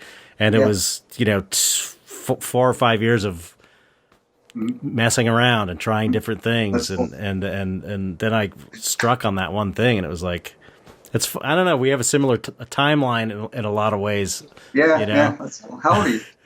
53. Okay. 53. Yeah. 53. Yeah, I'll be 55 this year. All right. 55 this year. Oh, no, you I was will be born in 55. 1960. She didn't know how old I was. I was born in 1965, so I was the first year of Gen X. Oh, no way. Wow. Yeah, I barely made it. Wow. Yeah. I was 67. Mm-hmm. Yeah. Your birthday's coming up in a few days, December right? 17th. Yep. My birthday is the same day that The Stand is released. I noticed that online. Well, The new Stand, the Stand series. Oh, really? Yeah, it's December 17th. Oh, cool. That's great. What's funny is that for years, my birthday when I was a kid was celebrated on December 19th. Because my parents had, at one point, to get me into school, had to lie about when I was born. So. Oh, really? They never told me for years, and so I always thought it was the 19th until like I was out of school, and then I found out. I looked at my birth certificate. So and it was December 17th. Were you always a little bit young or a little bit older for your grade? I was a little bit young. Because I was always a little bit young, because my birthday's in November. Yeah, mine's yeah. So I was always like, you know, like almost a year younger than everybody else, or whatever. You know what I'm saying? Yeah. So. Okay, so one thing I wanted to get into too before I let you go is your graphite technique, you know, which is you're known for. Mm-hmm. I hate to ask such a dumb question as to how did you come up with that, but what led you to that crazy? You use like all kinds of weird like alcohol and liquid and the what you're talking about, the graphite wash. That's actually it's just water and graphite powder. But isn't that's pretty unique though, right? I haven't seen a lot of people doing that. I've seen people in the past use graphite powder and water, but to a different effect. Okay. You know, I just sort of, it's one of those things that I do, you know, in terms of experimentation, is that I'll play with surfaces and just to see what the differences are. You know, right. It's one of the ways, because I have I don't know if I have always had ADD. Yeah, I'm undiagnosed, but I'm 99% sure I have it. Yeah, and so one of the things that I do to keep myself on target is I'll try to do different things with the media that I play with, so I can it helps me stay focused on what I'm doing. And so I just started picking up different like clay boards and gesso boards and things, and seeing how I could turn drawing into painting, essentially. Right. You know what I mean? Because I was really familiar with graphite, and I said, and most people will take graphite to a certain point and then leap to painting, and then the graphite becomes just a vehicle to get to painting. Yeah. Which is fine. You know, the people, you know, have to do what they have to do. But I always wanted to see how far I could push the graphite itself. You know, because you know seemed like there was always like a graphite piece well done is its own thing. It doesn't have to be anything. And so one of the things I figured out was, and I don't really know what the catalyst was, other than I just picked up a board and picked up my graphite powder that had been sitting around for years, Exactly. and grabbed a brush with some water and started smearing it on there just to see what I could do with it. And it made textures, and I just started playing with it. So it's just an experimental thing. Just an experiment. Worked. I was playing with it, and I have I collect, some would say hoard. Vicki says sometimes that hoard art supplies. Oh, right? yeah, I'm the worst. So, yeah. My wife always calls me a hoarder. Yeah, and so I have I'd had this graphite powder just sitting around, 9 and I years. thought, and I think part of it might have been the fact that I was thinking of because you know how long it takes to build up graphite on a large scale piece. It takes forever. I mean, it's equal to any painting in terms of timeline. Oh yeah, yeah. I was thinking, how do I make an energetic graphite background without having to, but that's a little more immediate, a little more gestural and expressive and responsive, and so that's when I grabbed the brush and start. It was the first thing that I did was grab the brush and start playing with it, and then the second thing I did was realize that if you do the same marks with the brush, it just becomes a pattern. So I started grabbing different sizes brushes and stomping them on the board wet and letting them dry, and then polishing them with cloth so the graphite turns into sort of a silver plate. Oh, that's cool. Yeah. Yeah. And I just like to have fun with it, Yeah. I've always been kind of experimental when it comes to technical process, and it just sort of grew out of just random experimentation. Yeah. It's amazing. So, thanks. Why do you stick with graphite? What are you, because like you said, a lot of people do graphite and then they end up going to painting. Most people, I think most artists, what do you have do you have a passion for graphite? I do. Yeah. I do, because that's most graphite artists I know are they're that's the ultimate. It's amazing. They just love it so much that they don't want to paint because they want to do the graphite because it's that they love it. Well, and I understand it. That's part of it too, is that I can produce textural quality with graphite that requires a different process to produce in paint, right? And in terms of how I see things, I see things value anyway. When I look at even a brightly colored painting, you see the colors, yeah, but what at least half of what you're seeing is value. Oh, value's more important than color for sure. And so I took it to heart when I read this at some point in some random art book that drawing and painting were the same thing. Right. There was an artist that said drawing and painting are essentially the same thing, and I said, well, I'm going to take that to heart, and I'm going to push drawing as far as I can, and see if it can be its own thing without it having. I like painting too. I actually love painting in oil. It's just that that whole frustration period that I go through when I'm drawing, I was telling you about, it's a little more in depth when I'm doing it in oil because I'm it gets a little more extreme. Right. But I love it. I still love doing it. But there's a broader period in oil paint when things don't look right, because it's there's so many stages. Yep. Depending on how you work with oil. Yeah. That there's a fuzzy stage that can be pretty extended for me, and when I'm working in oil until the end, there are times when the painting, I don't know that the painting's done until the very day that the last few hours that I'm working on it. Right. Oh, okay, now it's working out. Yeah. Okay. Whereas a drawing, I can start at, like I said, at one corner of the page, and it can be finished from one side to the other. Yeah. But that's just comfort, right?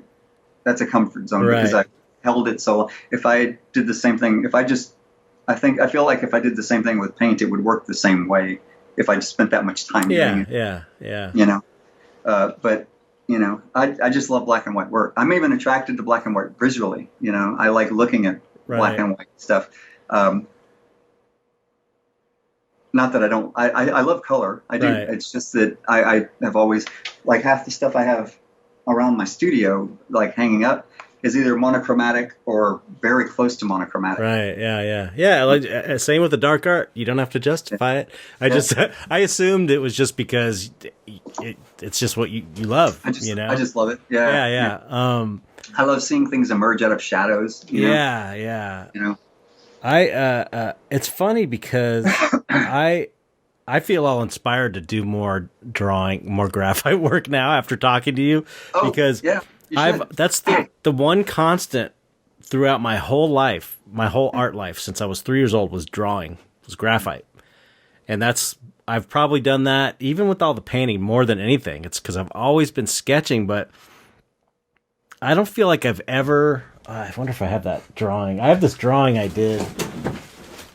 I don't know where it went. It's pretty good. It was like I was 14 or something. And it was like a finished drawing that was, the anatomy's all wacky, but it, it was rendered. I used a paper stump, really blended well. And, I feel like as an adult, I have never really, as an adult fine artist, I've never really gone all the way with a drawing in the way that you do, to where it's like, boom, it's all there. It's not a sketch. You know what I mean? It's not a really good sketch. It's like a painting, just like you're saying, it's a painting in graphite. And I've never done that. And I feel like I now, after talking to you this evening, I really want to do that. Like, I want to finish one. Maybe I did one. I'll have to send it to you. I did one graphite, this kind of zombie, where I really finished it, and it was really cool. But I still don't feel like I've gone all the way with it. And I would like to do that. I would like to do that. Maybe if you feel like if you feel like I need to do it, it's like I say, if you can do that with paint, you can do it with pencil too. Right. Yeah. Yeah. And if it's only you, right? If you feel that need to figure it out and to do it, do it. I think you could do it easily. Yeah, I want to do it. I want to do it. Yeah. It's to me that one of the appeals of working with graphite is that I can literally do it anywhere. I can take it with me. That's the other thing I was thinking. It's like you can kind of just... That's the benefit. I can, my sketchbooks or my, wherever. Right. I have things set up in the living room. I can take it outside. I can, I can go anywhere. It's funny. That's exactly what I was thinking. It's like, it'd be so much more convenient too, it's like so simple. It's like a simplified. It's not like you have to give up the other stuff that you do. It's just like you just have that with you. Yeah. Incorporate. I just feel like I always stop a little bit short when I even finished drawings. I never go all the way to where it's like blackest black, like you do. Yeah. It's always I don't know. I've always been like a light sketcher too. It's I've always had that's felt like a kind of like a weakness in my drawing. Like I've never been able to really nail the darkest values. It's like I'm like timid or something to go there. You know what I mean? I can understand. I mean, I feel this. You do the artist thing where I feel the same way about painting. There's always some aspect of it that I feel like I didn't quite get what I needed to get from it. But the one thing I do though realize is that's just the nature of being an artist. That's too, true. Right? That's true. Because you don't suffer from the lack of having done that. Your work is your work very specifically, right? Yeah. And it's you do what you do what you need to do. If you want to do a drawing like that, then you'll do it and find out what you need to find out from it. Right. Right. But it's not like there's no checklist of things you have to do. It's true. It's true. But I guess I'm just inspired to do it now. That's all. Well, that's the best thing. That's the best thing. When you can because I have your book, by the way. Cool. The black, I think it's Black Magic. Yeah. And whenever I'm like hesitant to paint, it takes me 10 seconds of looking through like your book. Oh, cool. I have a lot of different. But it takes very little time for me looking through that and seeing the for lack of a better term, I think it probably this is the best term, the bravery that it takes to just throw paint down and get it. You can see it because thanks. And it's the same thing with drawing. It just all it is. The only thing that ever holds people back are people holding themselves back.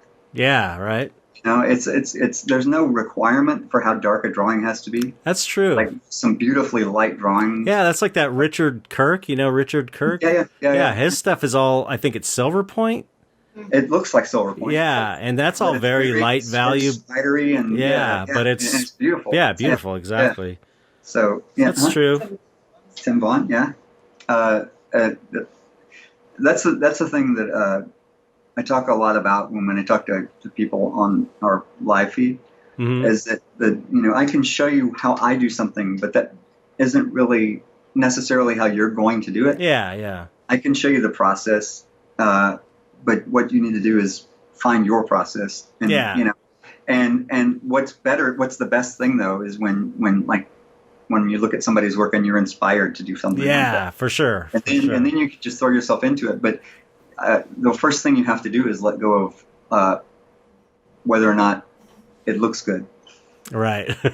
just do it, you know, and let yourself, because that's the first hindrance that most people have about starting something that and you've drawn before. I'm not specifically talking about, you doing something. Right. But for most people, it's like letting go of the fact that like you have to, you've probably heard this a lot nowadays because it's a popular theme. Let yourself suck at it for a while. Yeah. And yourself push it. And then if you're willing to do that, you're willing to, put in the time to do things and get it to where you want it to be. Yeah. It's all, I mean, it's like, you can,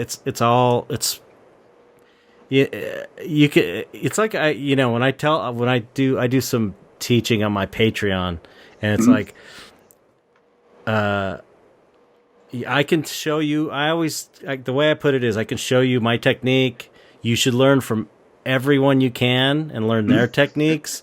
Take the things that make sense to you, the ones that feel natural and feel right. But no one can teach you to paint without paint. You have to paint over and over. You have to practice and over and over. That's that's the bottom line. If you want to get good at anything, you have to just practice all the time. Right. And not give yourself a number that you have to reach. Just realize that it never ends. Yeah, absolutely. Practice never ends. It just doesn't. No. If you let it go, if you let go of this idea that there's a goal line that you, like, I get my 10,000 hours in and then I'm good. Yeah.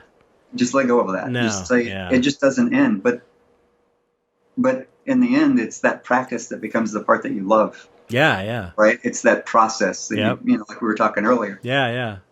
My dad was he painted up until he died.